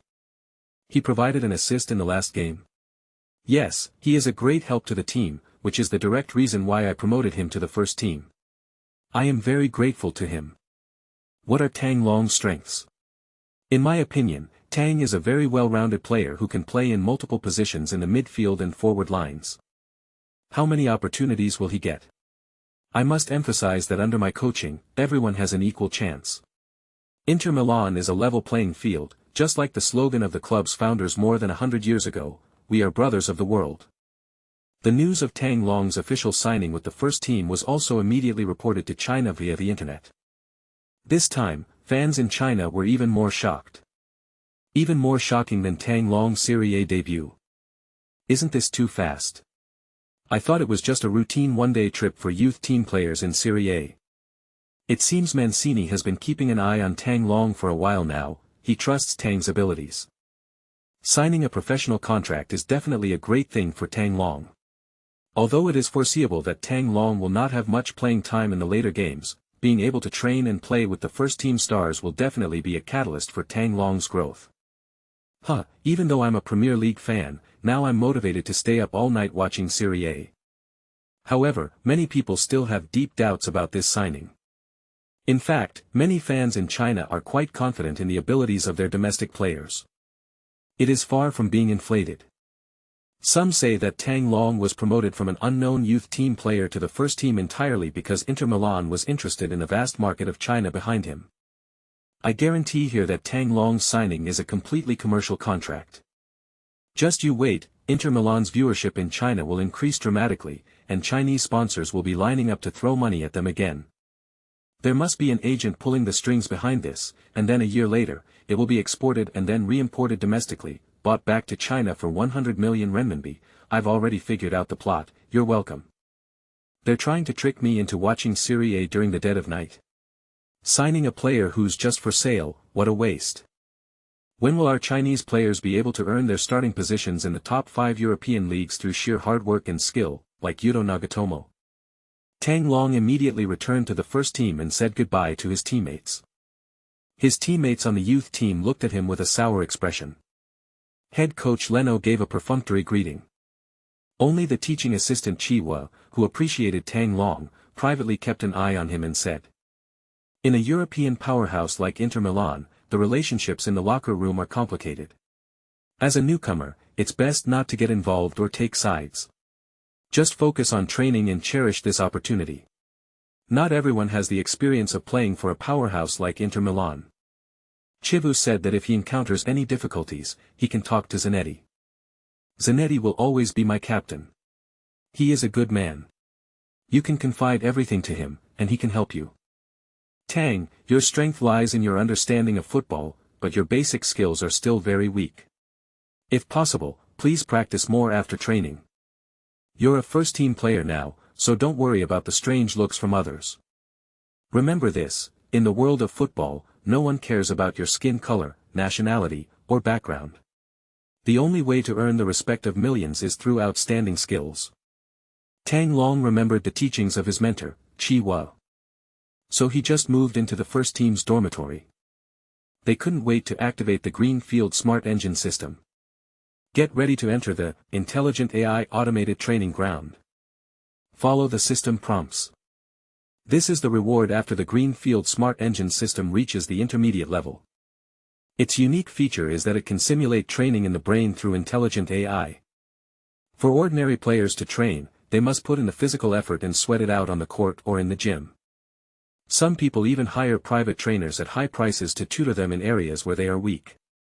However, once Tang Long enters the Intelligent AI Automated Training Ground, he only needs to sit still to train in the cloud, in his mind.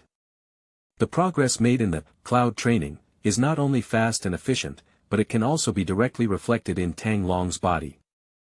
In short, other players train for 2 or 3 hours a day and their bodies start to get tired, and their brains produce resistance. But Tang Long, aside from his daily training, can be training all the time. And it won't cost him any energy. Your ball skills will improve gradually. The Intelligent AI Automatic Training Ground has been activated. Please select a training program. Alright, let's begin passing drills. Tang Long entered a simulated training session and was surprised to find a row of people standing opposite him. Pirlo, Beckham, Ronaldinho, Xavi, Iniesta. These people stared blankly at Tang Long, like robots. Tang Long stepped forward and pinched the cheeks of these world-class passing masters. I must say, it looks just like the real thing. Please select a passer for your practice partner. Good heavens! Cloud training is out of the question. There are also online coaching sessions. Not only are they training partners, but they're also top-tier passing masters in world football. In the real world, such treatment is simply wishful thinking. You're the one, Iniesta. Let's start with short passes. Tang Long selected Barcelona's Spanish midfielder Iniesta. Chapter 14, Iniesta as a training partner. This treatment is exceptionally high. Tang Long's choice of Iniesta as his sparring partner was a targeted one.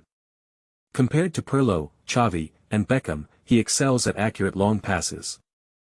Iniesta's passing style is mainly characterized by short passes and through balls. Based on his position at Inter Milan, Tang Long analyzed that if he were to play, he would most likely be in a supporting role. Unlike his teammate Kovacic, who can orchestrate the midfield with long passes. In the AI Cloud Training Ground, Iniesta, expressionless and like an emotionless robot, began to instruct Tang Long on short passing. The host's basic passing skills need improvement. Please follow me and start with the most basic passing training. Iniesta and Tang Long were about 10 meters apart, and the two ran slowly side by side. Without stopping the ball is passed back and forth between the two players' feet. Bang bang bang. Bang bang bang. Only the sound of passing the ball echoed across the empty training field. This is the most basic passing drill for professional players, emphasizing the connection between the player and their teammates while running. Tang Long had practiced this kind of training countless times during his youth. However, some mistakes still occurred in the cloud training field. Sometimes, if the power of the touch is not well controlled, the ball is passed too far and Iniesta cannot reach it. Sometimes, the pass wasn't timed correctly and ended up behind Iniesta while he was running. And sometimes, the ball doesn't touch the ground and bounces up. This indicates that the point of contact with the ball was not accurate.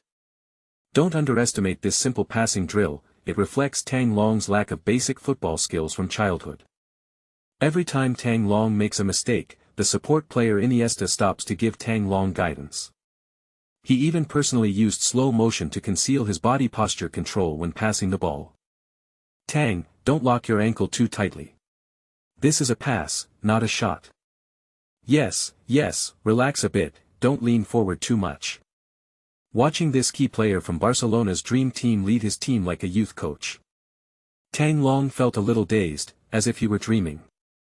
This treatment is way too good. High. It's incredibly high. Afterwards, the two began practicing cross-passing while running. The difficulty is constantly increasing, and uneven speed changes are added to the cross-positioning. When Tang Long opened his eyes again. It's already 11:30 p.m. The table, which had just been tidied up, was originally bathed in the warm Mediterranean winter sun. The room was pitch black right now. Tang Long got up, turned on the light, and began to reminisce about the 5-hour passing training session he had just finished. It must be said that Iniesta truly lives up to his reputation as one of the world's top passing masters. During training with Tang Long, he never made a single mistake, and even saved many of Tang Long's missed shots. During his interactions with the Spanish midfielder, Tang Long also discovered many of his own problems, such as incorrect control of his body posture when passing the ball. These are all problems that Tang Long has never been able to correct in his previous training. Bite. Congratulations on successfully completing your first AI Intelligent Cloud training session. Iniesta is the player assigned to this training session. Wearing black-rimmed glasses, Iniesta appeared in front of the projector, dressed as a teacher and holding a pen. Point to the large PowerPoint screen. The above shows that Tang Long completed 6,282 passes during a 5-hour passing training session. The report also detailed Tang Long's shortcomings and weaknesses in this passing drill and provided suggestions for improvement. My score for this training session is 6.5 out of 10. I look forward to seeing you at the next training session. Bye-bye.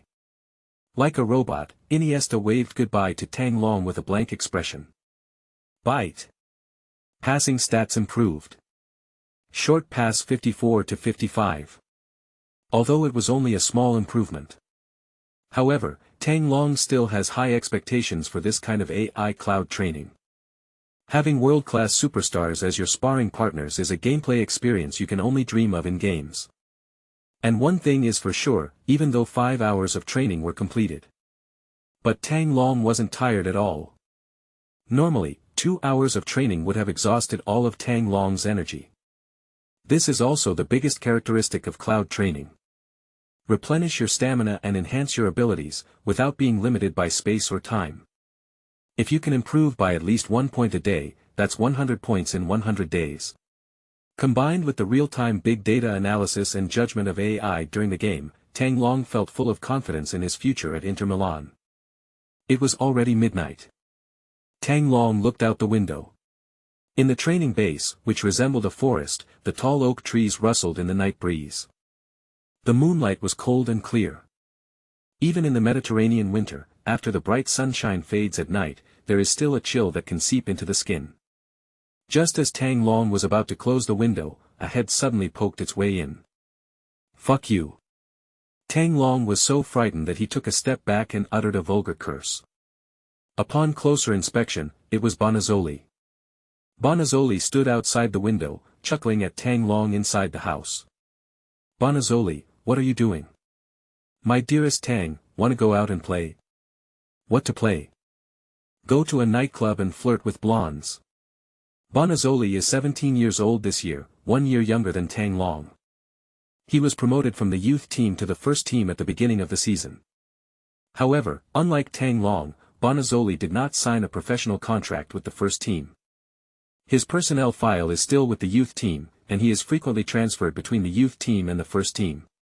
It was only in the last 2 months that things stabilized, and he stayed with the first team for an extended period, moving into the dormitory prepared for him by the first team. Bonazzoli and Tang Long didn't have much interaction in the youth team. However, he has a good personality and is very enthusiastic towards everyone. He's the kind of person who's a social butterfly. Tang Long's arrival made Bonazzoli so excited that he almost cried. Wah, I finally have a friend to play with. Previously, at night, apart from the few staff members who stayed behind, he was the only one living in the entire training base. There's nothing we can do about it, since we don't have much money in our pockets. Our youth training contract is only a lump sum of 50,000 euros a year. With that money, you could rent an apartment in Milan. Where would you find the money to go to nightclubs and pick up girls? It's not worth it. Bonazzoli has calculated the costs very clearly. It's so good that you're here. It's so boring for me to be alone at night. Let's sneak out and have some fun, Tang. Bonazzoli didn't stand on ceremony and climbed in through the window, pulling Tang Long towards the door. I'm not going, I want to watch the game. Tang Long pointed to the laptop on the table. The video currently playing is from the second round of the 2011-2012 Serie A season, featuring Juventus against Chievo. Watching football. What football? I'll take you to a nightclub, we'll watch football there too, but with a ball bigger than a football. Come on, let's go. Aren't you afraid of breaking your leg climbing over the wall so late? Be careful. Are you really 18? Why are you acting like those old fogies in their 30s and 40s, so indecisive? Don't you like Italian women? No, you go ahead, I really need to watch the game. Tang Long paused, then teased him, the girls have drained you dry, do you still want to sign a first-team contract? This hit Bonazzoli's weak spot. He's been hailed as a rising star among Italy's young forwards. The main centre-forward for this generation of Italian youth national team. But after spending half a year in the first team, he still hasn't signed a contract with the next team. On the contrary, Tang Long, who had only been there for a few days, got there first. Feeling outmatched, Bonazzoli made a gesture as if he was about to punch Tang Long, then climbed out of the window again, cursing. Before leaving, he deliberately stepped on the snow-white wall. Tang Long smiled helplessly. I returned to the table and started watching his match recordings. Since I completed the task of watching 1,000 game recordings last time. The system then issued a feeding task requiring viewers to watch 500 full matches. However, Tang Long's choice this time was more targeted. He decided to watch all 500 Serie A matches. After all, the style of play in Serie A is different from other leagues and international cup competitions. 2:30 a.m. Bonazzoli returned to base drunk. As I strolled past Tang Long's dormitory, I noticed that the lights in the windows were still on. He mumbled, his breath reeking of alcohol. This kid must be crazy. He doesn't like Italian girls, he just likes watching the games. Crazy, hiccup, yes, crazy, he's a madman. Chapter 15, Inter Milan's South American contingent is at odds with them. Third-choice goalkeeper Berni provides guidance. And so, Tang Long joined Inter Milan's first team. He noticed that his teammates reacted differently to his arrival. Bonazzoli was the one who welcomed him the most. Although Tang Long refused to go to the nightclub with him that day. However, Bonazzoli was ultimately a young player of similar age to himself, and the two had a lot in common. This rising star striker from the Italian youth national team was very bored alone in his dormitory at the training base. On those nights when he wasn't going to nightclubs to pick up girls, after all, his €50,000 annual contract with the youth team couldn't afford for him to go clubbing every night, Bonazzoli would go to Tang Long's room to chat with him. Tang, you're acting so strange. What are you doing sitting here like a wooden statue? Tang, can you hear me? Tang, are the match videos that good? I'm different from you. Apart from training and matches, I don't want to think about anything related to football for even a minute. Tang, can you tell me why Mancini took a liking to you? A contract of €400,000 a year, my goodness. If I got €400,000, I would definitely rent a house in Milan and move out, and sleep with 10 girls every night. Aside from the heartless Bonazzoli. Inter Milan's third-choice goalkeeper, Berni, is also very enthusiastic about Tang Long. This was Tang Long's seatmate on the Inter Milan team bus, who spent his entire career in the lower leagues of Italy. Fortunately, he came from Inter Milan's youth academy, and the club bought him back to reduce the number of youth academy players they needed to register for European competitions. His forte is waving towels, making him a beautiful sight on the bench. He swung the towel fiercely and hard, making a whooshing sound that caused others around him to turn aside, afraid of being hit in the face by his towel. This profession is the envy of many Inter Milan fans. Who wouldn't want to earn a salary of €500,000 and watch games for free from the bench every week? This is exactly what I've been dreaming of. Uncle Beckham also had an important responsibility, to oversee the music style in the locker room. He's into rock music, bald with a big beard, and he often blasts loud American rock music, boom boom boom boom boom boom. The shock caused dust to fall from the locker room. In his words, this was to get his teammates hyped up and excited before the game. Huh, Tang. You've joined the first team so quickly. I feel like I underestimated you before. You'll definitely become a superstar in the future. If you want to practice shooting after training, I'm the goalkeeper. Just call me, and I'll join you. Apart from Bonazzoli and Bernie, Japanese player Yuto Nagatomo also extended a warm welcome to Tang Long. He started his career on his high school team in Italy, then moved to the J-League. After playing for Cesena, a weak team in Serie A, for less than half a year, he was spotted by Inter Milan and transferred there in January 2011 for €4.5 million. During his 3 years at Inter Milan, Yuto Nagatomo worked diligently, was humble and eager to learn, and used his superb physical strength to make up for his physical disadvantages, gradually growing into a key player for Inter Milan's right wing-back. On Tang Long's first day in the first team, Nagatomo Yuto even bowed deeply to Tang Long. Tang, thank you for the wonderful pass you provided in the match against Genoa. Although everyone says you were lucky and your shot turned into a pass, I know that without your contribution, I wouldn't have been able to provide the winning assist for Icardi. Although Yuto Nagatomo put it very tactfully. But his bow was a full 90 degrees, with his body almost parallel to the ground. Tang Long was initially a little shocked, thinking to himself that life was being too enthusiastic towards him. However, he soon discovered that this Nagatomo Yuto was bowing all the time. Even when scoring a simple goal in training, he would bow deeply to the person who provided the assist. He also bowed to the stadium manager, the lawn mower, and the gatekeeper. Even when making a phone call, he would nod and bow slightly. Arigato, arigato. Aside from these three, Inter Milan captain Ranocchia was quite responsible, frequently asking Tang Long if he needed help. Most of the other people I interacted with had lukewarm working relationships. Aside from communication during training, they hardly say anything else. That's not a big deal. After all, in Europe, where football is highly market-driven, football is just a job for many players. It's understandable that relationships between colleagues are neither particularly close nor distant when you're at work. However, Tang Long noticed that there were several people in the Inter Milan locker room who seemed to be hostile towards him.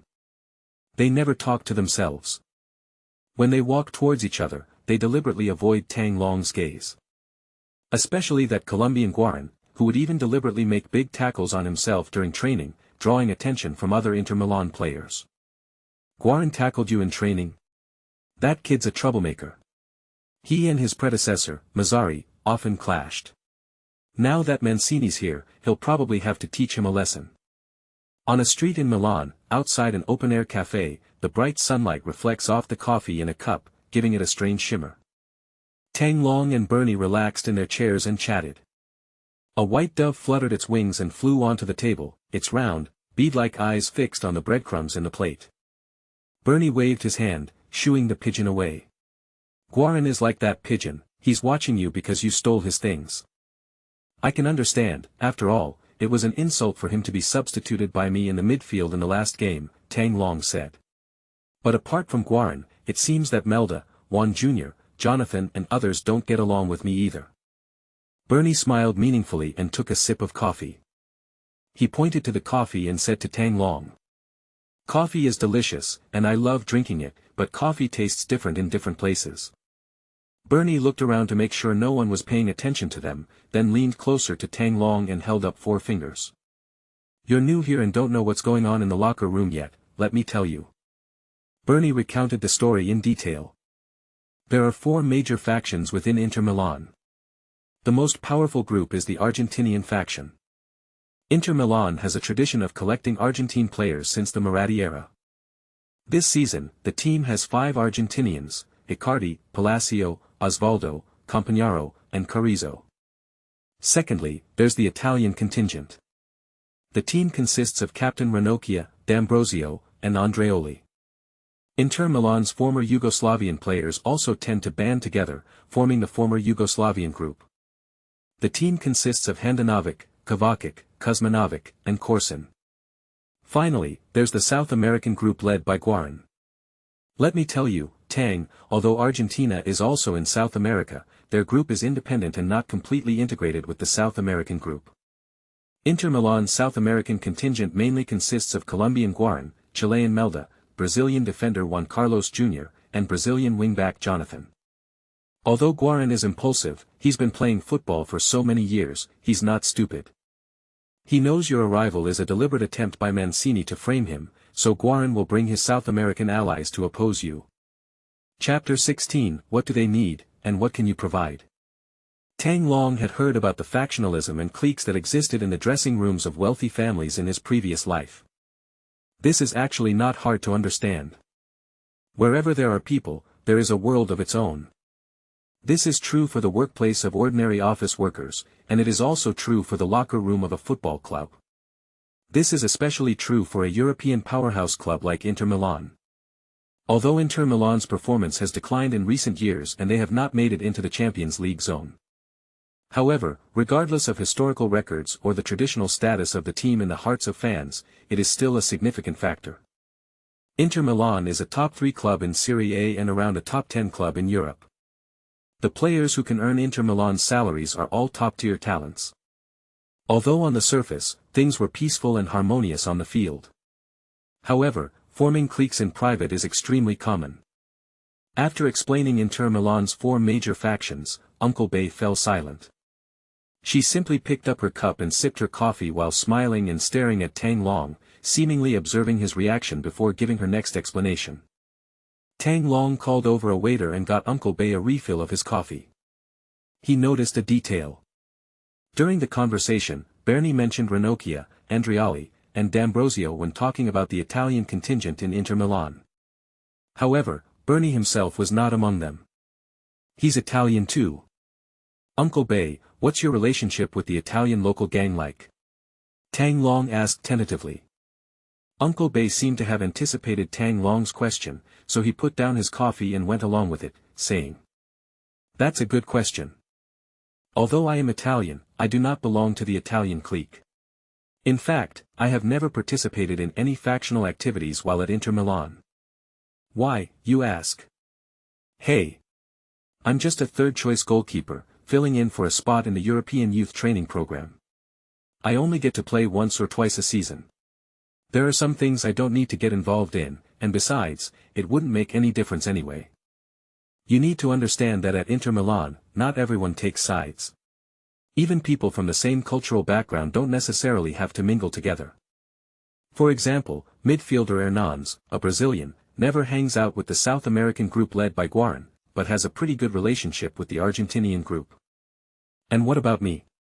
I'll just honestly live off my annual salary of 500,000 yuan. In another year or 2, I'll retire. At my age, I've seen through some things." There was absolutely no trace of the melancholy that players often feel in their twilight years in Tang Longbei's words. On the contrary, he looked relaxed and at ease. He seemed very relaxed, and you could tell he was speaking from the bottom of his heart. Tang Long nodded. Since Bernie is not affiliated with any faction, his words are more likely to be true. Tang Long continued to ask Bernie for guidance. Bernie approached Tang Long and said, "Tang, if you were a superstar like Messi or Ronaldo, you wouldn't need to join any faction, because you would be the club's most valuable asset, and the board would keep a firm grip on you. However, at this stage, as a lower-level player in the first team, your first priority is to establish yourself. To fight against the South American clique led by Guarin, you must join a faction, the Argentinian clique, the Italian clique, or the former Yugoslav clique. Which one do you think is suitable?" Tang Long suddenly remembered 2 fragments. Both of these incidents occurred during the previous home game against Genoa. The first segment is about Icardi of the Argentine side. After he assisted Icardi to score, everyone thought it was just a fluke that the shot went awry. But Icardi asked him, was it intentional or accidental? Tang Long saw a mixture of trust and confusion in Icardi's eyes.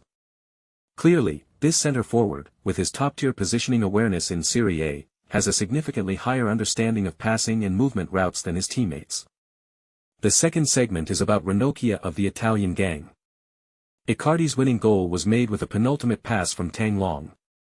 He was tackled hard by two Genoa centre-backs after passing the ball. Afterwards, everyone on the field celebrated wildly around Icardi, who had scored the winning goal. However, only his teammate, Lano, took the initiative to come over and ask Tang Long if he was injured. "Uncle Bay, what do you think? Do you have any suggestions?" Don't ask me. I just analyzed the current situation for you. As for what you want to do, that's up to you." Bernie paused, then said thoughtfully. "Tang, I've been in the professional football world for many years. When I was young, I also formed cliques with others in the locker room, which taught me a lesson. To gain someone's support, you must meet their needs. What do they need, and what can you offer? The key to whether you can both get what you need is whether you can come together." That evening, Tang Long didn't rush to watch the competition route or feed the AI while in his dormitory at the base. They did not enter the cloud training ground. He carefully recalled his conversation with Bernie during coffee earlier that afternoon. First, Tang Long immediately ruled out the former Yugoslav faction. The only key player from the former Yugoslav faction is Handanovic, Kovacic is a rotation player, and Korsun is a completely marginal player. The former Yugoslav faction has a relatively weak influence at Inter Milan. That leaves only the Argentinian and Italian factions. The former has a large number of members and occupies many key positions. The latter occupied the most important captain's position. What do they need, and what can you provide? The key to whether you can get what you need is whether you can come together. Bernie's words served as a wake-up call for Tang Long. The Argentine contingent currently holds the most influence at Inter Milan. The team's recently retired captain, Zanetti, is reportedly moving into the management team. If they can be protected by the Argentine gang, they will naturally not be afraid of Guarin's South American gang. But will the Argentinian club accept him? Why would they protect a person from China? After all, he was just a low-level player at Inter Milan. The same applies to the Italian contingent. What benefits can Tang Long bring to the Italian gang, and what needs can he satisfy for them? Tang Long opened the starting lineup for Inter Milan's previous match against Genoa on his computer. He marked and circled the two players. Mauro Icardi of the Argentine team. Lanoscia, an Italian-made brand. Icardi is Inter Milan's top scorer this season, and according to my memories from my previous life, he will win the Serie A Golden Boot at the end of this season. Ranocchia is Inter Milan's captain and defensive leader. He often communicates with the referee on the field because Italian referees are more meticulous and can communicate with local players. With this in mind, Tang Long had basically made up his mind. I checked the time, it's 8:30 p.m. now. Tang Long immediately opened the AI cloud training ground and entered training mode. Iniesta was chosen again as a training partner. Bang bang bang. Bang bang bang. The sound of the two players passing the ball echoed across the empty field. Chapter 17 Icardi, you can win the European Golden Boot. In the past few days, apart from daily training, meals, and bathroom breaks, Tang Long has devoted all his energy to the cloud training ground. His chemistry with his training partner Iniesta is also getting better and better. He discovered that every time he was choosing a practice partner to pass the ball to, an inconspicuous number would appear above the heads of several candidates: proficiency. Beckham, Pirlo, Ronaldinho, Xavi, and others all have 0%. Because Tang Long has chosen Iniesta multiple times, his familiarity with Iniesta has increased to 40%. The scores for each training session also increased. It started at 6.5 points, and then gradually rose to 7 points and 7.5 points. The direct feedback is that Tang Long's short passing stats have improved significantly. From Monday to Friday, Tang Long trained online for more than 50 hours over those 5 days. They've combined for over 50,000 passes. The short pass rating has been increased from 55 to 68. This passing statistic is already at the average passing level of a Serie B midfielder. He reached the level of an average professional player. Although still not comparable to Inter Milan's key home players, such as Kovacic, Hernandez, and Medel. However, in daily training, he can barely keep up with his teammates' pace. There shouldn't be any terribly wrong passes. Saturday afternoon. Inter Milan's entire team traveled to Rome by high-speed train, where they will face Roma at the Stadio Olimpico. During their final acclimatization training session on Sunday morning, Inter Milan's players visited the Olympic Stadium to familiarize themselves with the pitch. During the scrimmage, Tang Long delivered a superb pass to Icardi, allowing him to easily slot the ball into the net. "Beautiful, Tang, that was a perfect pass." Icardi smiled and turned around to give him a thumbs up. After training, while taking a shower in the shower room, Tang Long walked to the room next to Icardi. Italy's economic situation has been poor in recent years, and AS Roma has not had much money to improve the stadium's infrastructure. The shower facilities at the Olympic Stadium are still from the early 20th century.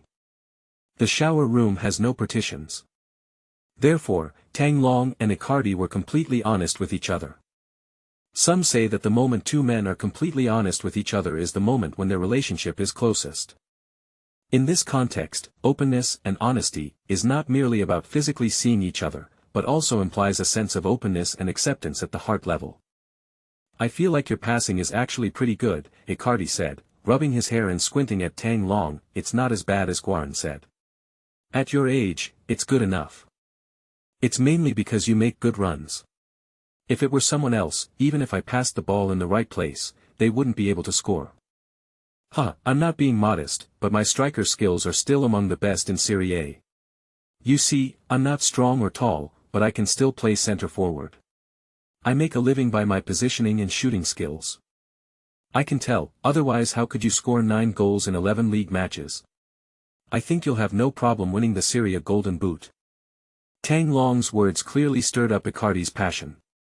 He quickly rinsed the foam off his head, wiped his eyes with the back of his hand, and excitedly said to Tang Long, "You know what, Tang? If I win the Serie A Golden Boot, I'll be the youngest Golden Boot winner in the league's 100-year history, at 22 years old. You'll definitely be fine. As long as someone feeds you good passes, you might not only win the Serie A Golden Boot, but also the European Golden Boot." "European Golden Boot? You're even more audacious than I am. I'd rather start with Serie A." This conversation in the shower brought Icardi and Tang Long even closer together. Sunday afternoon, on the eve of the match. Outside the Stadio Olimpico in Rome, the atmosphere was bustling and lively. The atmosphere was so vibrant it seemed to ignite the entire city of Rome. The warm Mediterranean winter sun shone on the faces of the home team fans, reflecting the fervor and anticipation in their eyes. The red jerseys of the Roma team danced like flames in the crowd, creating a striking contrast with the blue sky. Not far away, a group of fans were spontaneously organizing warm-up activities. They chanted the team's slogan and made synchronized movements, seemingly gathering strength for the upcoming game. "Rome! Rome! Whoever defends the colors of Rome is our hero. Rome! Rome! Whoever defends the history of Rome is our hero." The air was filled with the aroma of hot dogs and coffee. The vendors' stalls were filled with all sorts of counterfeit jerseys and fan scarves.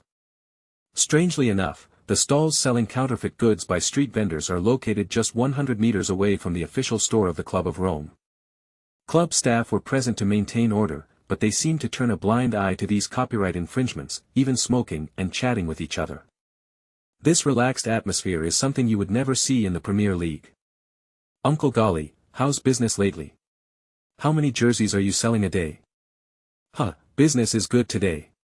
We've already sold 12 jerseys and 18 scarves. We're playing Inter Milan at home today. It's a hot match, you're definitely going to make a killing. The main reason is that my supply is cheap enough. Your official store sells a genuine jersey for €79, and you have to pay an extra €10 for printing the number. My counterfeit jerseys only cost €15, and you can choose any number. Only a fool would buy your genuine jerseys." "Exactly, only a fool would buy that, and I wouldn't buy it either. Given the current economic situation in Italy, anyone who can afford to spend €40 or €50 to watch a game live is a big shot. Only a fool would buy an authentic jersey. By the way, where did you get your jersey from, and what was the cost?" "Iwu, China, wholesale price €5 per piece, free shipping on orders of 100 pieces or more." Inter Milan's blue bus slowly drove into the stadium. Immediately, boos erupted. But the boos didn't last long before they turned into cheers. Roma fans, dressed in red jerseys, flocked to both sides of the VIP passage railing. The home team's bus has arrived. Totti. Totti. Totti. Wolf King Totti. The reason why fans chant Totti's name is partly due to their admiration for him. After all, he is the Wolf King of Roma. Even more importantly, Totti was the only player on the entire Roma bus who opened the window. Totti is waving to the fans. This handsome Italian man had a face with sharp, angular features like an ancient Greek sculpture, and his eyes shone with determination. Totti pointed to the back of Inter Milan's bus, then smiled and made a gesture as if he were raising his fist to punch them. This move instantly ignited the passion of the fans. Beat them to death. Fuck. Kill Inter Milan. Let the people of Milan know how powerful Rome is. Go Totti. Go Roma. Inter Milan's team bus slowly drove into the parking garage at the Olympic Stadium. Tang Long sat in the last row of the bus, looking back out the window. The clamor of the Roma fans gradually faded away. Bernie took off his headphones and couldn't help but complain to Tang Long. These Southerners are so noisy. My headphones can't block out the noise. Every time Roma plays Inter Milan, they're like they're on steroids. It's just that Inter Milan dominated them for 2 consecutive years from 2006 to 2008, but they act like they're seeking revenge every time they meet these past few years. These Southerners are all bumpkins. Chapter 18 Italy divided by North and South, a clash between two cities. Northern and Southern Italy have a long history of division. Historically, Greece was the earliest civilization to set foot in the Italian region, located in the southern part of the Apennine Peninsula. After the fall of the Roman Empire, the remnants of Roman and Greek forces occupied central and southern Italy for a long period of time, and some Arab elements were incorporated. The Germanic tribes occupied northern Italy for a long period and later became part of the Holy Roman Empire. Rome is situated in the ambiguous area that forms the boundary between northern and southern Italy. The Romans considered themselves northerners, while the traditional northern cities of Milan, Turin, and Florence considered the Roman southerners. This sense of identity conflict kept Rome in a state of cultural fusion, a mixture of northern and southern cultures. For decades, Milan and Rome have been at odds with each other. Milan considers itself the fashion capital of Italy, and even Europe, with a refined lifestyle and an air of style in every gesture. Rome, on the other hand, is considered a southerner, and people from southern Italy are all bumpkins. Rome, on the other hand, considered itself to be a northerner, just like Milan, Turin, and other cities. Why do you look down on us? They asked. Moreover, we are located in the capital city, home to the richest collection of ancient sites in all of Europe. The Roman Colosseum alone, with its 2,000 years of cultural heritage, can easily overwhelm your Milan. Just because you know how to dress and wear perfume, does that mean you can represent Italy? Cultural and geographical conflicts are naturally reflected in football.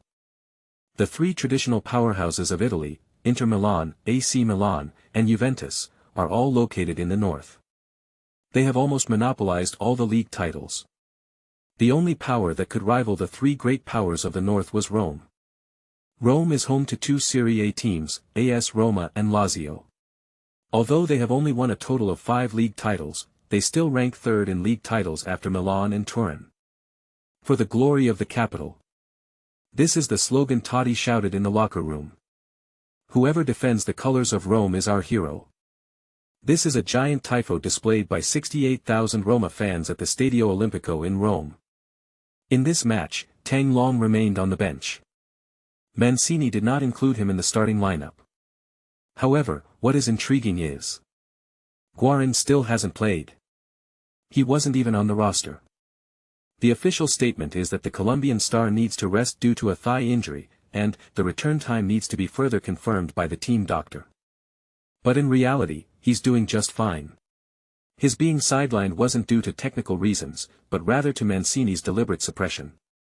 Brazilian star Hernandes replaced Guarin in the starting lineup. Initially, when the DJ announced the starting lineups for both sides, mentioning Hernandes drew a chorus of boos from the Roma home fans that lasted for a long time. Once the match started, Tang Long noticed that whenever the ball reached Hernandes' feet, the boos would suddenly erupt. As soon as the ball left his feet, the boos would disappear instantly.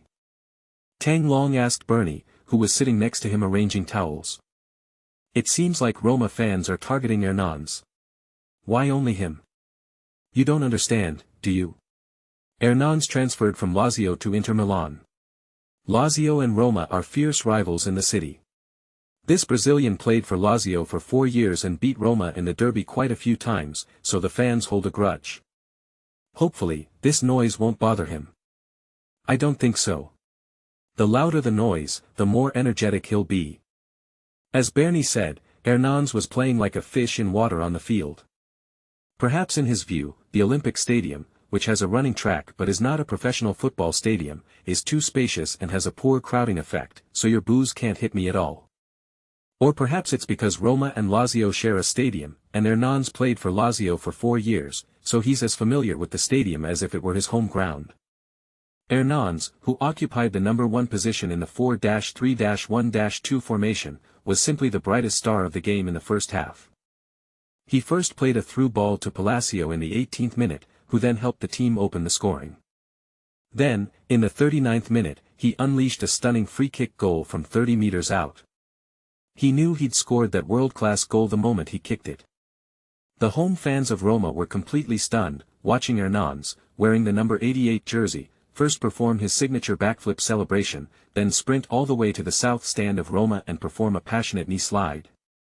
His sliding knees carved a line about 10 meters long into the ground, as if etching a deep wound into the hearts of Roma fans. "I love playing against Rome," he exclaimed, pumping his fist. Bernie jumped up from the bench, waving a towel so loudly it made a whooshing sound, cheering on Hernans, beat these Southerners. Tang Long even felt that if Bernie had waved the towel above his head just a little faster, he could have soared into the sky like a helicopter.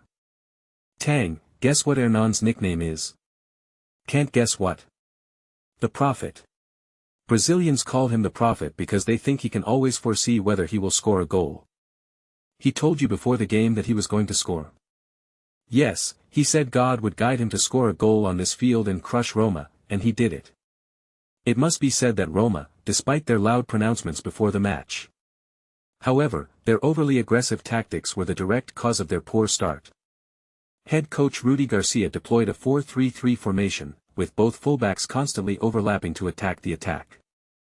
The game started with a score of almost 253. It's obvious they're going to rely on their 3 main tactics, attempting a fierce attack at home and trying to finish the game in the first half. Unfortunately, Mancini has learned his lesson after his debut match, a 0-3 away defeat to Roma. That means no matter who we're facing, we will never engage in an all-out attacking game on the road. "I'm just going to play it safe, you can attack me if you want." Unexpectedly, their defensive tactics backfired spectacularly, leading them 2-0 by halftime. When the referee blew the whistle to end halftime, the Roma players lingered, seemingly unwilling to leave the field, and the second half began with that score. Especially the 38-year-old Wolf King Totti, whose face was full of resentment and anger. Clearly, judging from the first half, it felt like punching cotton. Countless attacks failed to break through the defense centered around Ranocchia.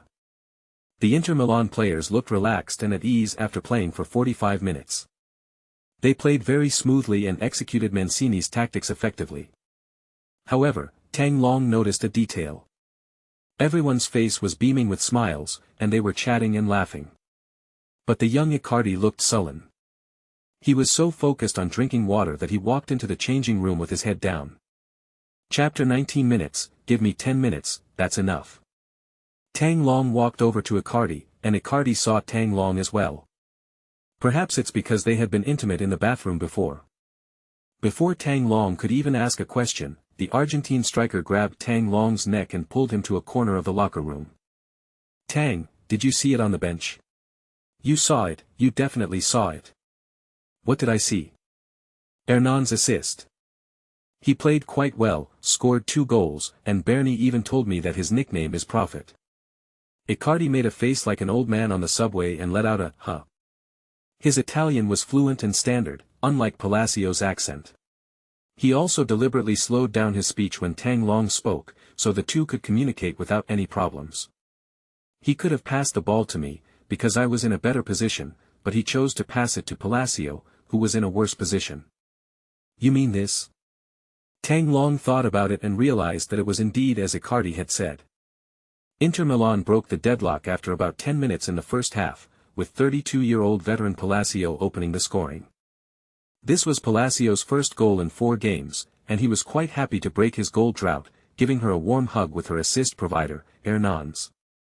In that counter-attack, you were positioned closer to the center, so you could have broken through to the penalty spot and shot. Palacio is slower and was on the wing, so his position was indeed not as good as yours, but fortunately the ball still went in the end. Is it good? I don't think it's good at all. With his footwork, he could have easily passed it to me. But he didn't. Yes, he didn't. He gave it to Palacio. Despite speaking in a low voice, Tang Long could still discern Icardi's attitude towards the 2 men from his tone. Icardi was a little annoyed with Hernans, the assist provider. You clearly had a better chance, a higher probability of getting the ball and scoring, so why didn't you pass it to me? This is an instinctive thought that any striker with a goal-scoring mentality would have. This thought will persist until the end of the game, and it may not even have much to do with whether the ball ultimately goes in or not. This involves a matter of trust, which touched on Icardi's sensitive pride. As for his compatriot Palacio, Icardi held him in greater awe, to the point that he pronounced Palacio's name using lip reading. Palacio transferred from Genoa to Inter Milan in the summer of 2012 for €10.5 million. He quickly became an absolute key player in the team. He scored 20 and 19 goals for Inter Milan in 2 consecutive seasons, winning the team's top scorer title for the 2nd consecutive year. Zhang Lu, a famous Italian Serie A commentator from China, once commented on Palacio in this way. I don't understand why Inter Milan would buy Palacio. He's 30, old and skinny, and they still want 10 million. It turns out that Zhang Lu misjudged the situation. During Inter Milan's low point, Palacio, nicknamed Braided General for his distinctive braided hairstyle, single-handedly carried the torch for Inter's attack. Although his physical condition has declined this season due to his age, the decline is not very obvious at this stage. It will be in the second half of the season that his competitive state will become visible. At least this season, his status at Inter Milan is higher than Icardi's, and he is the absolute leader of Inter Milan's Argentine contingent. Hernans has only been with Inter Milan for less than a year. No matter how good he was at Lazio, he'll be a newcomer at Inter Milan when he gets old. He also needs to pay his respects to the powerful figures. According to Berni, Hernans, although Brazilian, did not like to associate with the South American group led by Guarin. He pragmatically chose the team's strongest group, the Argentinian barbecue team. To be on the safe side, he will definitely prioritize Palacio, and Icardi will have to be put on the back burner. Tang Long now understands Icardi's thoughts very well. He wants to score more goals, win the Serie A Golden Boot, and even the European Golden Boot. But when Hernans faced 2 options, he tended to pass the ball directly to another striker, Palacio, rather than Icardi. However, given Palacio's prestige within Inter Milan and the Argentine contingent, Icardi couldn't say anything to either side. It doesn't matter who you pass to, Tang Long teased Icardi deliberately. Anyway, the goal was scored in the end, so it makes no difference to the team's victory. It's the same, and different, Icardi said, looking troubled. I really want to win the Serie A Golden Boot, you know that. If I'm on the field, I'll keep passing you the ball whenever an opportunity arises, Tang Long said. A glint flashed in Icardi's eyes, but it quickly disappeared. Just then, Mancini entered, and Icardi stopped his conversation with Tang Long.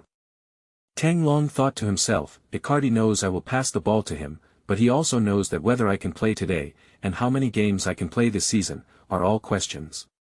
Tang Long was well aware of the dynamics between Icardi and Palacio. After the season ended, Icardi won the Serie A Golden Boot with 22 goals, becoming the youngest top scorer in Serie A's 100-year history and a key figure in the new generation of Argentine strikers. Palacio also performed well, but only scored 8 league goals, a far cry from last season, gradually becoming a marginal player in the team, and left Inter Milan in 2017. Therefore, Tang Long must treat Icardi better. This is no longer a matter of gamble, but an obvious decision. Mancini's instructions in the locker room were nothing more than telling players not to relax and to stick to the defensive tactics of the first half. All right. Guys, stand up and get back on the field. After the speech, everyone filed out. Inside the players' tunnel, taking advantage of the fact that there weren't many people around Mancini, Tang Long decisively walked up to Mancini. "Boss, I'll take up 10 seconds of your time. I request to play in the second half. Give me a reason. I feel I'm in good shape and I can contribute to the team. How much time do you want?" 10 minutes, 10 minutes is enough." Mancini stopped and looked at Tang Long thoughtfully. His handsome, oriental features exuded confidence. Mancini was still a little surprised by the actions of the Chinese man. Throughout his coaching career, no young player has ever proactively asked for playing time like Tang Long. Even when their expectant gaze falls upon some young players, their eyes will instinctively dart away, they will awkwardly lower their heads, and then they will unconsciously clear their throats slightly. These are all signs of a lack of self-confidence. Even when he first coached Inter Milan, Balotelli, whom he promoted from the youth team, was a fearless guy who never asked for playing time halfway through a match. Mancini suddenly laughed. In 1982, 18-year-old Mancini came to Lazio from Bologna. He was exactly the same age as Tang Long. Back then, Mancini also spent his time on the bench because he was not trusted by the coach. Especially in the first dozen or so games of the first season, he hardly played at all. He could only sit helplessly on the bench, watching his teammates speed across the field and enjoy the cheers of thousands. That feeling, for any ambitious professional player, is nothing short of excruciating. Looking at the young man in front of him, who was about the same age as his son. Those expectant eyes were so similar to the feelings I had during my first year at Sampdoria. Mancini, who originally did not intend to give Tang Long playing time in this match, changed his mind. "If we make it 3-0, I'll give you some playing time. I can't say exactly how much, you'll have to leave it to me." Chapter 20, Totti and Bernie clash, 2 red cards escalate tensions. As soon as Tang Long returned to the bench and took his seat, Bernie came over. This third-choice goalkeeper is a seasoned veteran, nothing escapes his notice, not even what happens in the players' tunnel. "What did you and Mancini talk about just now?" I asked him about his playing time. "Did you give it to them?" "They gave it to me, saying they'd put me on the field if it was 3-0. Bernie exclaimed in admiration, his eyes filled with appreciation. He gave Tang Long a thumbs up and handed him a towel. "Let's wave towels together, shout out our spirits, and try to score at the start of the second half." So, after the start of the second half, Inter Milan's bench was quite lively. Every time Inter Milan launched an attack, the sound of wind whistling could be heard coming from the bench. That was Bernie waving it along with Tang Long. Bernie wielded the towel with great skill and flair, occasionally adding some fancy moves, flipping and spinning, which reminded Tang Long of a dragon dance. Tang Long's towel swings were rather clumsy, and he even failed to dodge several times, getting hit on the head by Bernie's towel. He was surprised to find that Bernie, who was on the bench, was completely soaked in sweat. Sweat dripped from his head, flying through the air like a showerhead and a towel. They seem even more tired than the players on the field. However, the situation on the field was not as intense as Bernie's waving towel. Trailing 0-2, Roma's morale plummeted in the second half. Despite the fact that 38-year-old captain Totti kept encouraging his Roma teammates to cheer up. He even frequently demonstrated his desire to turn the tide and win through fierce tackles. However, Inter Milan's defensive tactics gave their opponents no chance. 20 minutes into the second half, Roma has maintained firm possession, but they've only managed 2 shots on goal. Inter Milan also have opportunities for counterattacks, but they always play it safe and don't rush to send the ball into the penalty area. Palacio even drops back frequently to form a double attacking midfield with Hernans. Aside from Totti, the other players, whether from Roma or Inter, seem to accept the 0-2 result. That would make the game less interesting. Before we knew it, 80 minutes had passed in the game. Inter Milan still haven't scored their third goal. This made Bernie, who was sitting on the sidelines, a little anxious. He was really hoping that his little brother Tang Long would make an appearance. Pass him, Nagatomo Yuto, pass him. Icardi's position is open, give him the spot. Quickly switch to the flanks, there's an opportunity on the wings. Bernie was still waving the towel, his participation was very strong, as if he were the coach. Tang Long leaned back in his chair, looking somewhat dejected, and draped a towel over his shoulder. He glanced at the clock on the Olympic Stadium clock. 81 minutes. Mancini has already made 2 substitutions, and there is one last substitution slot left. Generally speaking, given Mancini's cautious nature, he would be very careful with his last substitution to prevent any player from getting injured at the last moment and putting the team at a disadvantage of playing 10 against 11. Inter Milan failed to score a third goal. Both sides seemed to have nothing left to play for and hoped to end the game with this score. Although he did 2 sets of regular warm-ups, Tang Long no longer had high expectations for playing. The Rome spectators at the Olympic Stadium gradually left the stadium. The game was clearly entering garbage time. But at that moment, the situation on the field suddenly changed. Roma captain Totti seemed unwilling to waste time on this. In a scramble for the ball, Totti, actively tracking back to defend, made a vicious tackle from behind on Icardi, who was dribbling forward. Icardi was facing away, and his body was completely unprepared. It felt like someone had kicked him from behind, and he fell face first to the ground, making a complete mess of things. "Ouch!" he cried out in terror, clutching his ankle in extreme pain. As soon as the referee blew his whistle, Inter Milan captain Ranocchia and a group of his teammates surrounded the referee, demanding an explanation. Perhaps wary of Totti's status in Italian football, no Inter Milan players went to surround him. Totti simply stood there calmly, already mentally prepared for a red card. Off the field, Mancini squinted at Icardi lying on the ground, his heart tightening. "This kid can score goals, I hope he doesn't get injured. If he does, it'll affect the rest of the games."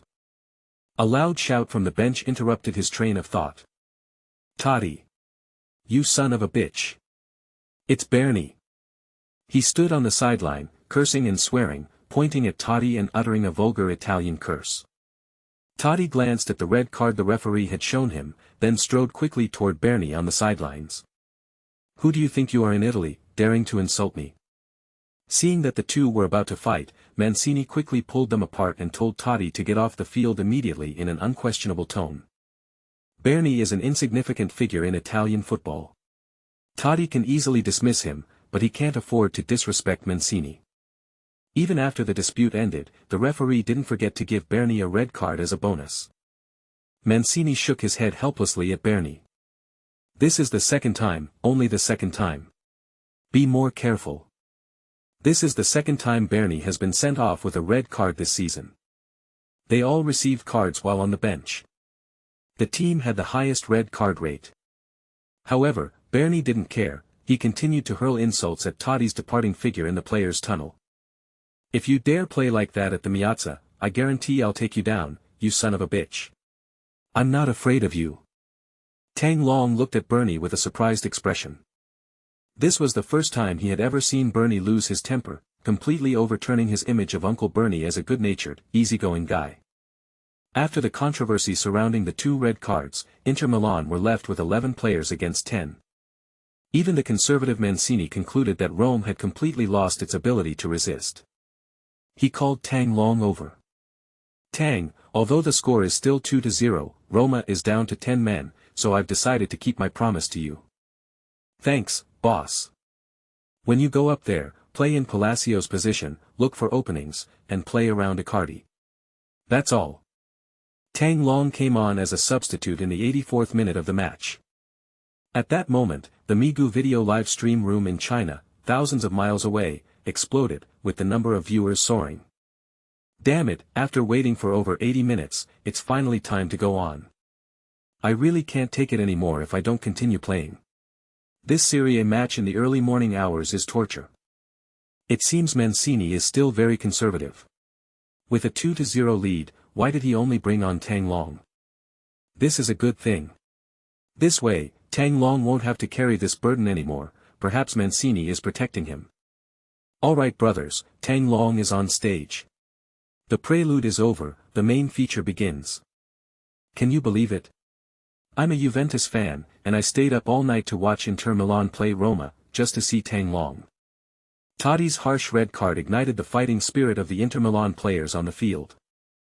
As soon as Tang Long entered the game, Inter Milan launched an attack, taking advantage of their numerical superiority. The football was passed around 3 times and then rolled towards the right side of the penalty area where Tang Long was located. Tang Long's first touch of the ball after coming on surprised everyone. Chapter 21, a low cross unexpectedly draws a penalty. Mancini sees through the scheme this time. When Hernandez passed the ball towards the side of the penalty area where Tang Long was located. The situation on the field is very clear. Inter Milan, who initiated the attack, have 2 players running into Roma's penalty area. Icardi drifted from the wing to the center, actively moving closer to Roma's centre-back Astori. Defensive midfielder Metal made a run from the back, a diagonal run that drew the attention of Roma's fullback Dodo, and he charged toward the far post. Other Inter Milan players, including Tang Long himself, are still outside Roma's penalty area. Hernandez passed the ball to Tang Long, and before Tang Long could even receive it, he immediately tried to approach and shouted. "Don't rush, pull the ball a little." Hernandez passed the ball to Tang Long, intending to stretch Roma's defense. After all, Rome, with 1 less player, had completely given up on the attack. There were as many as 9 defenders in the penalty area and within about 10 meters of the edge of the penalty area. According to the experienced midfielder Hernandez, forcing the ball into the box is not an option, it is necessary to use passing to stretch the opponent's defense. He was worried that Tang Long hadn't grasped his intention, so he called out to him on purpose. However, Tang Long doesn't think so. The situation on the football field is constantly changing, and there are no hard and fast rules. Although the opponent's defense was well organized, after Totti was sent off with a red card, Roma was a bewildered team without its spiritual leader. Why not catch him off guard? The AI system's prompt also confirmed Tang Long's idea. Just as the football was about to roll to Tang Long's feet, as before, time began to freeze, and all scenes were shown in 0.1x slow motion. We have detected that our center forward Icardi is about to rush towards the near post. At this moment, we will send a low cross to the near post, and Icardi has an 85.23% chance of getting a one-touch shot on goal. Tang Long had witnessed Icardi's positioning before. This Argentine striker is very confident in his striker skills and considers himself to be a top Serie A player. Tang Long deduced that the reason Icardi rushed into the penalty area and deliberately moved close to the centre-back Astori at the near post was to ambush him at the final moment. Without any hesitation. As time sped back to reality, Tang Long's cross was delivered. In order to follow the system's prompt for a ground-hugging slash, Tang Long used the instep pass. Unlike the inside-of-the-foot crosses commonly used on the wings, the instep crosses, which are low to the ground, require extremely high footwork skills from the player making the cross. On the one hand, it is required that the height of the shot cannot be increased, but must be kept low, so the point of contact with the ball must be precise and strictly controlled to be in the middle or below the middle of the ball. On the other hand, the ball's speed is required to be fast. So a certain amount of force must be applied. After careful consideration, Tang Long chose to lean his body forward significantly, using the control of his center of gravity to compensate for the shortcomings in his footwork. Bang! Tang Long's right foot lashed out like an iron whip, striking the middle of the soccer ball with tremendous force. Because the center of gravity was pressed down so hard, the person looked like they were about to fall over. The moment Tang Long touched the ball, Hernandez, standing outside the penalty area, shook his head helplessly. Young man, too hasty. In his view, the cross was meaningless. There are 6 players in the Roma penalty area, all in position. It's not impossible for them to force a shot, but the chances of a successful pass are too low. It's better to give the ball back to themselves and continue to stretch the opponent. The moment Tang Long touched the ball, Metal, behind the penalty area, also slowed down his pace and began to stroll. He saw that Tang Long's passing posture was extremely exaggerated, with his body leaning forward so much that it was almost comical. There was absolutely no sense of ease or confidence in making a good pass. The moment Tang Long touched the ball, the Roma defenders inside the penalty area showed no signs of tension. 6 of us can defend against just 2 of you. Absolutely not. But Icardi's eyes shone brightly. Tang Long delivered the kind of pass that the Argentine striker had been hoping for. A flying, ground-hugging slash towards the target. This is exactly what I wanted. Thanks to his relatively abundant stamina after entering the game, and his passing stat upgraded to 68, Tang Long's passing was quite accurate, and the football, like a burrowing rat, quickly darted towards the near post of the penalty area. For some reason, Icardi, who suddenly charged forward to seize the point, had already created a gap between himself and Astori, but at the last step, his legs suddenly gave way and he knelt on the ground. Jew. The referee promptly blew his whistle and pointed to the penalty spot. Penalty. Although Tang Long's biography did not include Icardi. However, the latter's feint caused the ball to hit Astori's foot, who was closing in from behind, and then bounced off and struck his arm. As luck would have it, Astori's arm made a noticeable opening motion. No problem with the penalty kick. Hernans and Medel had just been dismissive of Tang Long's decision to pass the ball. He burst out laughing. This kid's got some real luck. He always manages to create assists, no matter how he does it, it's quite interesting. Icardi got up from the ground, ran to Tang Long, and happily gave him a high five. Good message, Tang, you saw my movement. Why did you kneel down just now? Tang Long asked curiously. Damn it, Toddy tackled my ankle and it still hurts. I tried to kick out with my last step, but my leg buckled and I fell to my knees. Normally I would have made it. Damn it. Palacio, who took the first penalty, was substituted. As the second penalty taker, Icardi naturally took the ball and walked to the penalty spot. A run-up, a strike, and a shot into the bottom left corner, all done in one fluid motion. 3-0. Icardi and Tang Long embraced each other excitedly. Inter Milan captain Ranocchia happily gave an OK sign to goalkeeper Handanovic behind him. It means, guys, we can clock out now. The substitutes on the bench applauded and laughed. Several people laughed, thinking that Tang Long had really struck it lucky. I never believed in metaphysics before, but after seeing Tang play football, I do. This is the third time in a row. None of his shots or passes have been accurate, but luck keeps tipping in his favor. This pass is much better than the one against Genoa last time. Those two shots were rubbish. This pass at least shows that it was intentional, it's just a little too powerful. Hey, do you guys think Tang might still want to shoot, but just with too much power? Not at all. You can still tell he's passing the ball. However, Mancini on the bench remained silent. He rested his chin on his hand, watching Tang Long embrace Icardi, lost in thought. During his playing career, Mancini was also a top Serie A striker, scoring over 200 goals. After retiring, he gradually rose to become a top-tier coach in Serie A, achieving success in both Serie A and the Premier League. His football vision is far superior to that of the players on the field. At the moment Tang Long swung his leg to pass the ball, unlike the other players on the field, Mancini's attention was not on Tang Long, but on Icardi inside the penalty area. Icardi is charging towards the front post. Tang Long's sweeping back of the foot, though slightly exaggerated, did indeed reach the near post of the 6-yard box. Most importantly, Tang Long touched the ball with one foot and didn't even stop. What does this tell us? This shows that he had planned to do this for a long time. This can't be a coincidence. Mancini bit his lip and nodded thoughtfully. Chapter 22 Facing the cans of compressed biscuits in Rome, who is the knife to pry open the cans? Mancini, who started his career as a striker, is not a conservative coach at heart. To call him cowardly is an understatement, he did it out of necessity. Who wouldn't want to play beautiful, attacking football? Who wouldn't want to win the reputation of an offensive tactical mastermind by launching a spectacular offensive in front of tens of thousands of fans? Mancini's implementation of a defensive tactic after arriving at Inter Milan was a compromise based on the existing personnel. Even so, he still harbors a desire to play attacking football.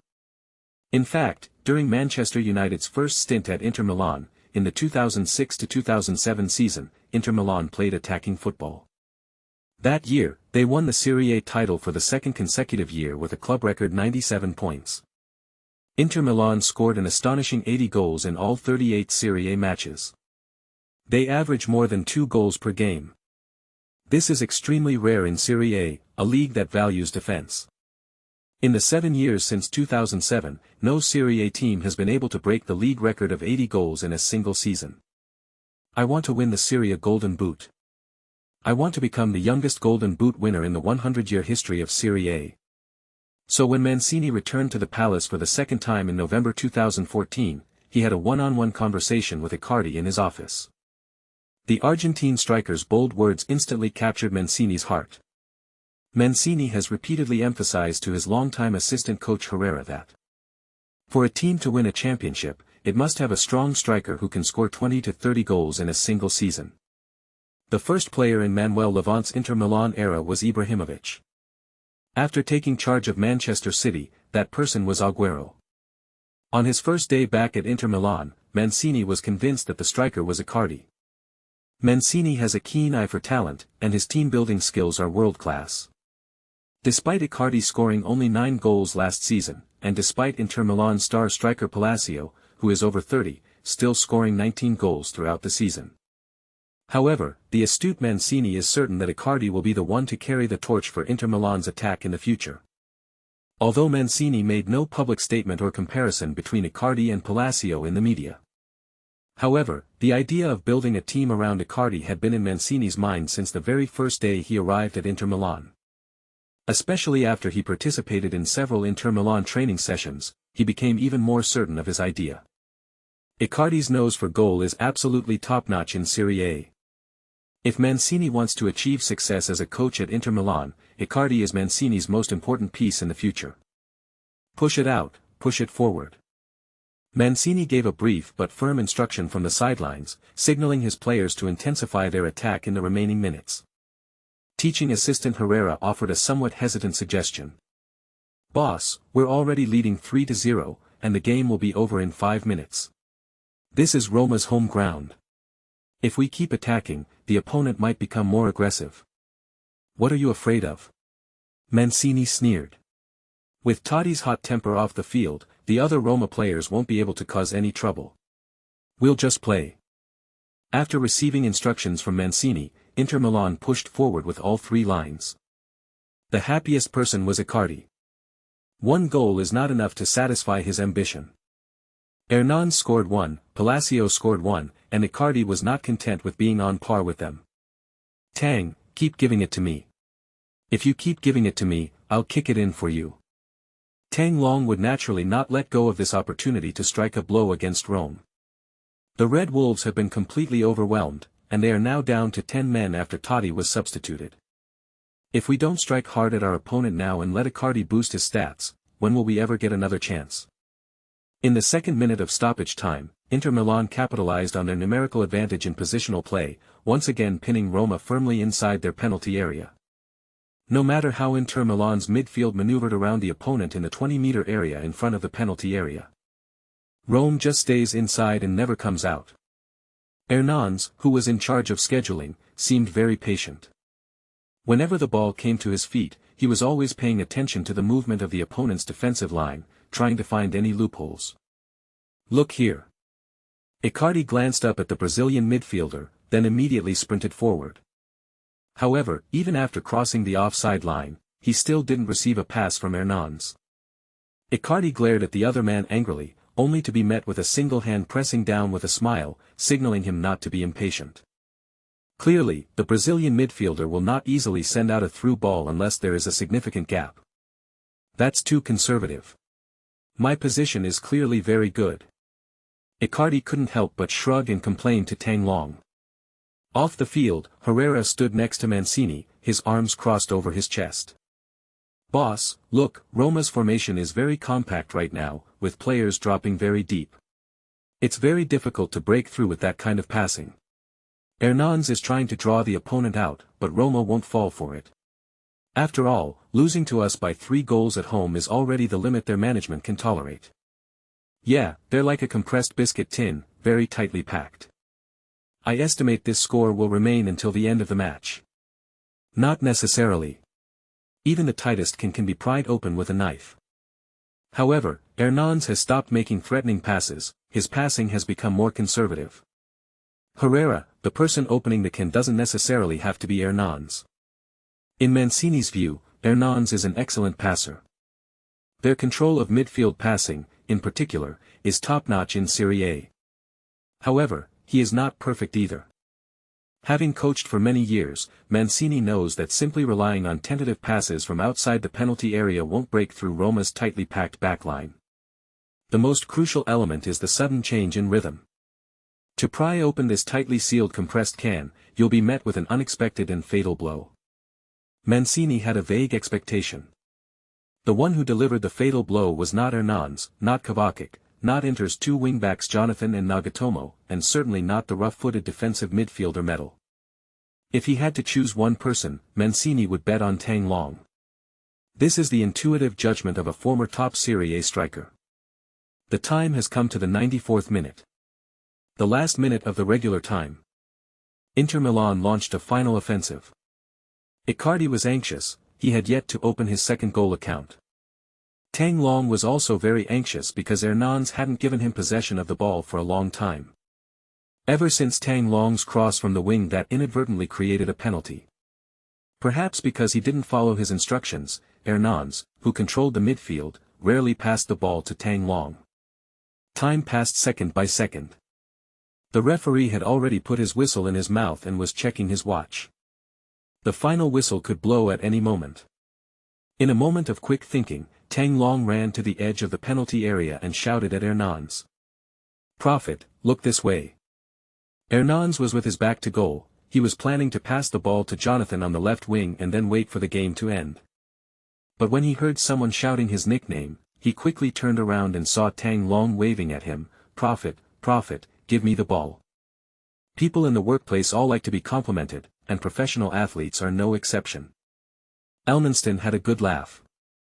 "Good heavens, this young upstart from China actually knows my nickname. It seems that Colombia's reputation as a football prophet has already spread to the Dragon Kingdom, thousands of miles away. He he he. We've really become famous." Snap. Facing Hernandez's ball. The AI inside Tang Long's brain is operating at breakneck speed. The gap left for Tang Long is indeed very small. Two Roma players stepped up behind him and quickly closed in on Tang Long. This is to immediately block Tang Long's turning space. As long as Tang Long can't turn around in front of the penalty area, he had no choice but to send it back. Once the ball is passed back, and then passed a couple more times, the referee will blow his whistle, and Roma will have successfully held on to their 0-3 score, avoiding the humiliation of being defeated by more than 4 goals at home. Why hasn't the system notification arrived yet? The ball was about to touch Tang Long's foot, but the system notification remained silent, offering no feedback whatsoever. So it's malfunctioning. Beep beep beep. According to big data analysis, if the opponent's back line is densely packed with players, and the host receives the ball and then turns to force a through pass, the probability of a through pass connecting with the striker is only 2.23%. Tip: you can choose to let the ball pass by, there are 35.45% of records that this creates unexpected chaos. Just as the football was about to touch Tang Long's foot, which was only 1 millimeter away from stopping the ball, he spread his legs wide, leaving just a foot of space. The football slipped between his feet. Inside the restricted area, a lurking, dark blue figure, like a cheetah, darted out. Chapter 23. This shocking oversight instantly shattered the opponent's defenses. At the last moment, Tang Long followed the system's instructions, spread his legs, and the ball rolled swiftly between his legs. The ball Hernandez passed was quite fast, close to the ground, and had a certain curve. It seems he wanted to show off his footwork to Tang Long. So the ball that suddenly rolled between Tang Long's legs was extremely sudden. The two Ronaldo players who originally came out to mark Tang Long were intended to prevent him from turning around and facing the goal. I never expected Tang Long to choose to let the ball pass.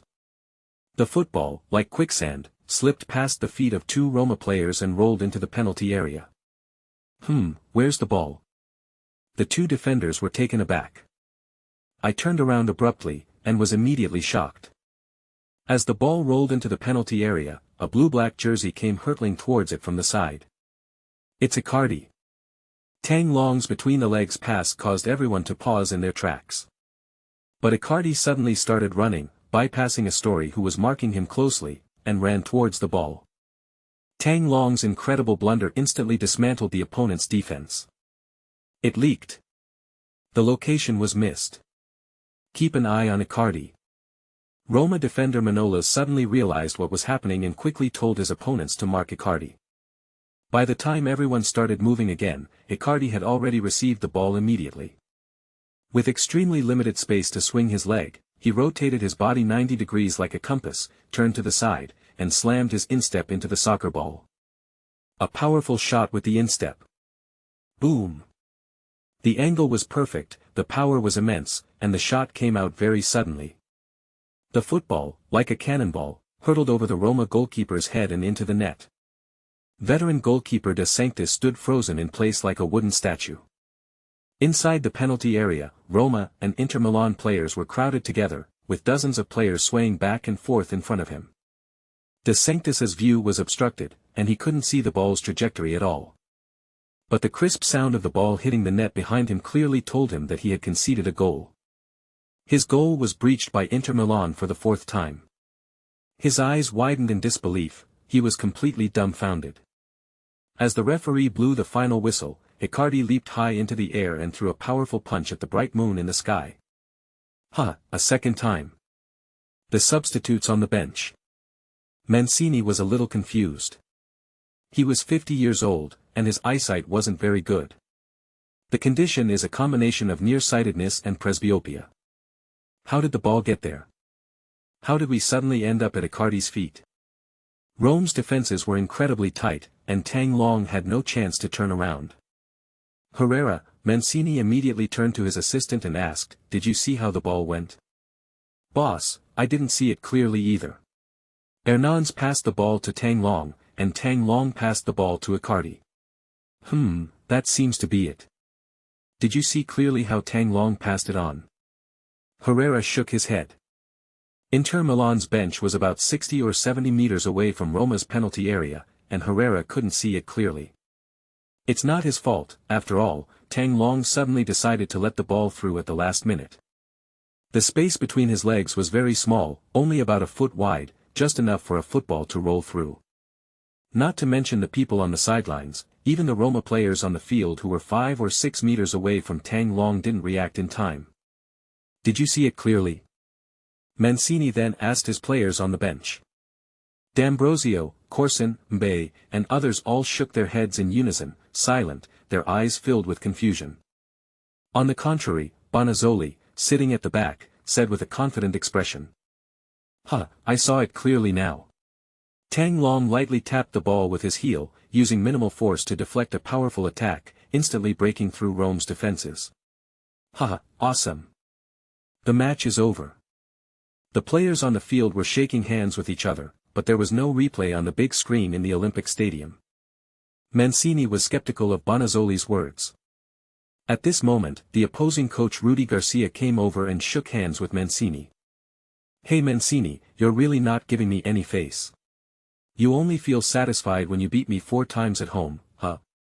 "Sorry, buddy, but Totti has a terrible temper. It's 10 against 11, so you'll have to keep an eye on him." When would you do me the honor of having coffee and chatting with me? I'd love to learn from you. You're too kind. I just returned to Serie A, time flies. I feel that Serie A is completely different now than it was 6 or 7 years ago. Mancini and Rudy Garcia chatted as they walked toward the players' tunnel. Icardi, shirtless, applauded and thanked the Inter Milan fans who had traveled to the stadium. Tang Long walked over to him and they applauded the fans together. "Why did you run to that spot? You seem to be nowhere to be found," Tang Long remarked. He was indeed shocked by Icardi's positioning.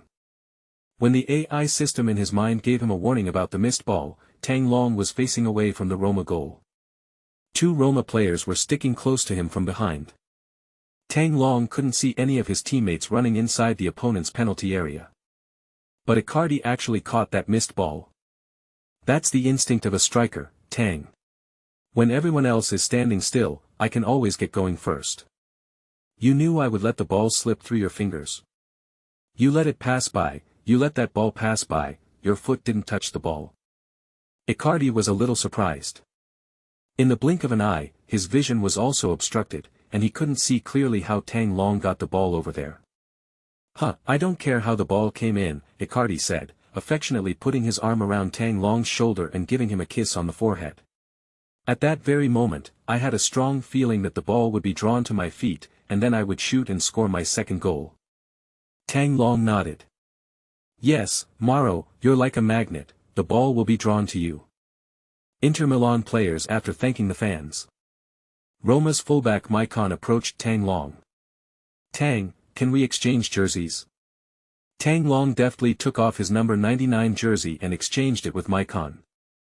It is an honor to exchange jerseys with a former Inter Milan legend, Mr. Milan.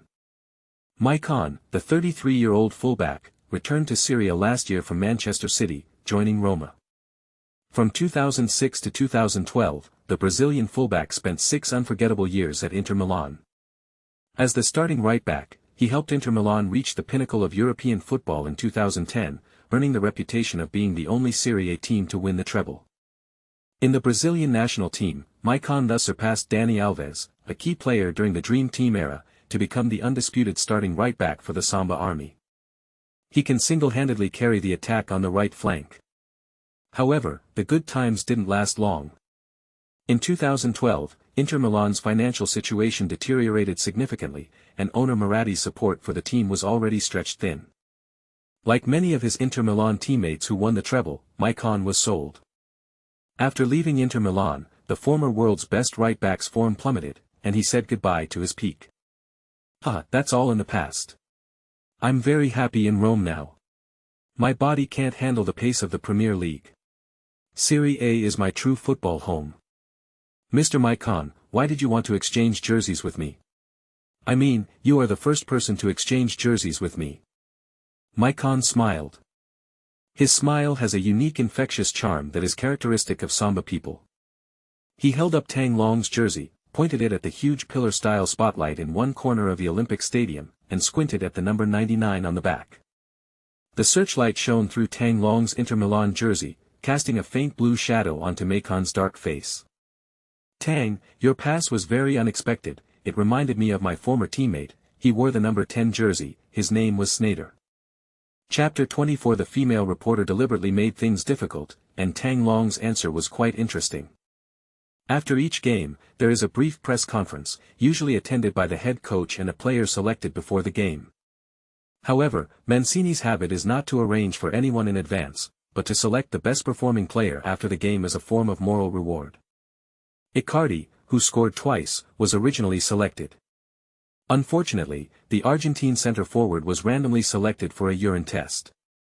Mancini pondered for a few seconds, then decided to let Tang Long join him. When they arrived at the press conference, cameras and microphones were already waiting for them. When the reporters saw that the person next to Mancini was Tang Long, they were all a little confused and turned to look at the 18-year-old Chinese boy. The reporters were all familiar with Mancini's habits, so they were still a little confused by Tang Long's appearance. People started whispering among themselves. That's not right, why isn't Icardi, who scored twice, here? That's not Mancini's style. I heard Icardi went for a urine test and it's too late. But even so, the second best performer should be Hernandez, who has 1 goal and 1 assist. At the very least, Palacio should have been the one to open the scoring. Why was Tang allowed to come? Does Mancini think he's Inter's best player? What a joke, maybe it's just to give the newcomers some exposure. This was Tang Long's first time attending a Serie A press conference. It was a sudden event, and he wasn't prepared. He didn't say much, he mostly listened to Mancini speak. Inter Milan secured a resounding 4-0 victory over Roma away from home, and Mancini was naturally beaming with pride, his face beaming with joy.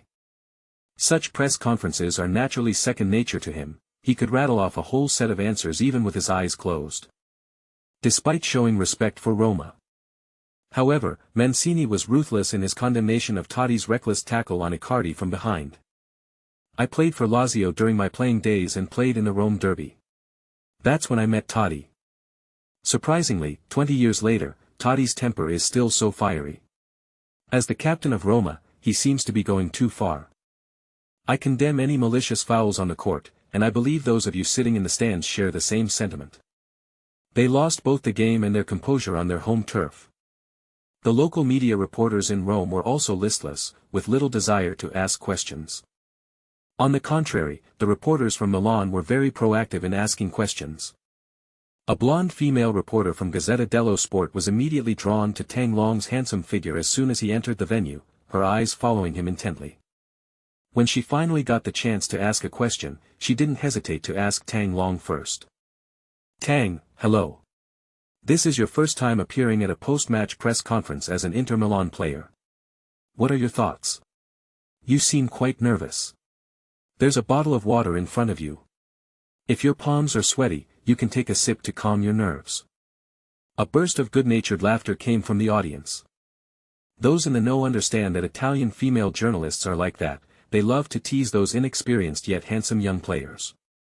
Generally speaking, young players are not very mature when facing the media, and often make fools of themselves.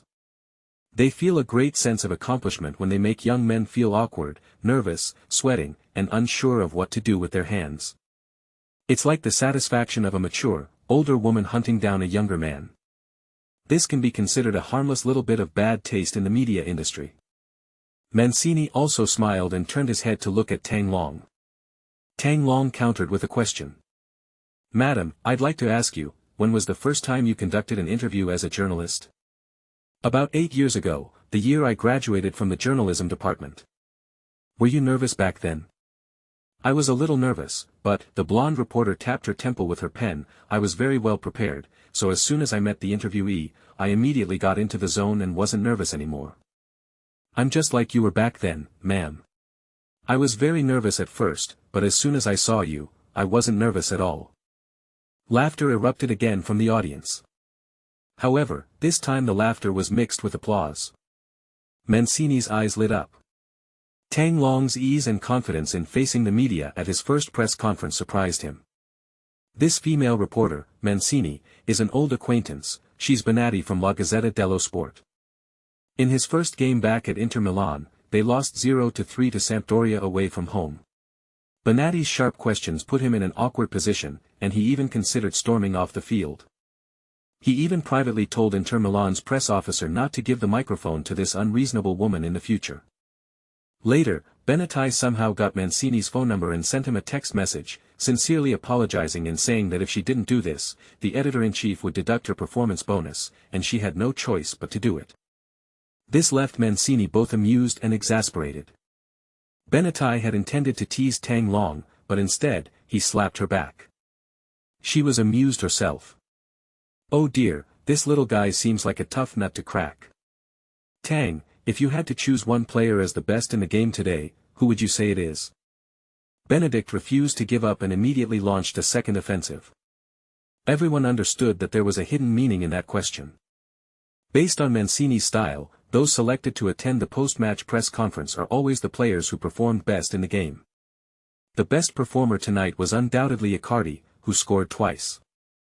If Icardi can't come for the urine test, then it's Hernane or Palacio. Anyway, it's not your turn, Tang Long. Tang Long didn't hide anything and admitted that he wasn't the best performing player. However, his next sentence surprised the reporters present. "If I had to pick a player as the best of the match, it would definitely be our captain, Ranocchia. As a centre-back, he made the defense rock solid, and we kept a clean sheet against Roma, which was the foundation and key to our victory." Mancini hesitated for 2 seconds, then immediately echoed with an official statement. "Ranocchia played very steadily tonight. As a tall, local defender, he is someone I can trust." Benedict blinked twice. After asking 2 questions, the press officer politely asked her to return the microphone. But she held on to the microphone and looked at Mancini. "Mr. Mancini, how would you rate Don's performance tonight?" Mancini placed his hands on the table with his arms crossed, his 2 thumbs circling up and down. "Many reporters have asked me why Tang Ning signed with the first team, and tonight he gave the best answer. He provided 2 assists in 10 minutes, and I am very satisfied with that efficiency. As a forward, Dom's passing ability has improved noticeably, and I have high hopes for his future. Inter Milan needs young players like Dom." He wanted to say a few more words, but Benedict interrupted him. "I want to ask you specifically, which 2 assists were you referring to?" Mancini found it baffling. The first time was when his cross created a penalty, and the second time was when he assisted Icardi in the final moments. Is there any doubt about that? I must correct you, Mr. Mancini. According to the latest statistics from the Serie A official league after the match, Tang only had one assist, which is what you called the penalty he won. Wasn't Icardi's goal passed to Tang? Mancini was taken aback. Benatai smiled smugly. She picked up her phone from the table, pulled up the replay of Hernan's pass to Tang Long in the final seconds, and walked over to Mancini, placing it in front of him. Head coach, you may not have had time to watch the replay. The assist for the last goal was by Hernan's, and Don did not touch the ball. Mancini looked down at his phone. This slow-motion replay was something he had never seen before. Just as Hernan's pass was about to touch his body, Tang Long suddenly spread his legs slightly, letting the ball slip through. This missed opportunity fooled all the Roma defenders. They instantly tore apart Rome's defense. Even Mancini was fooled by Tang Long. He always thought that Tang Long had headed the ball over there. Oh, I see. Mancini scratched his half-white long hair, his eyes somewhat unfocused.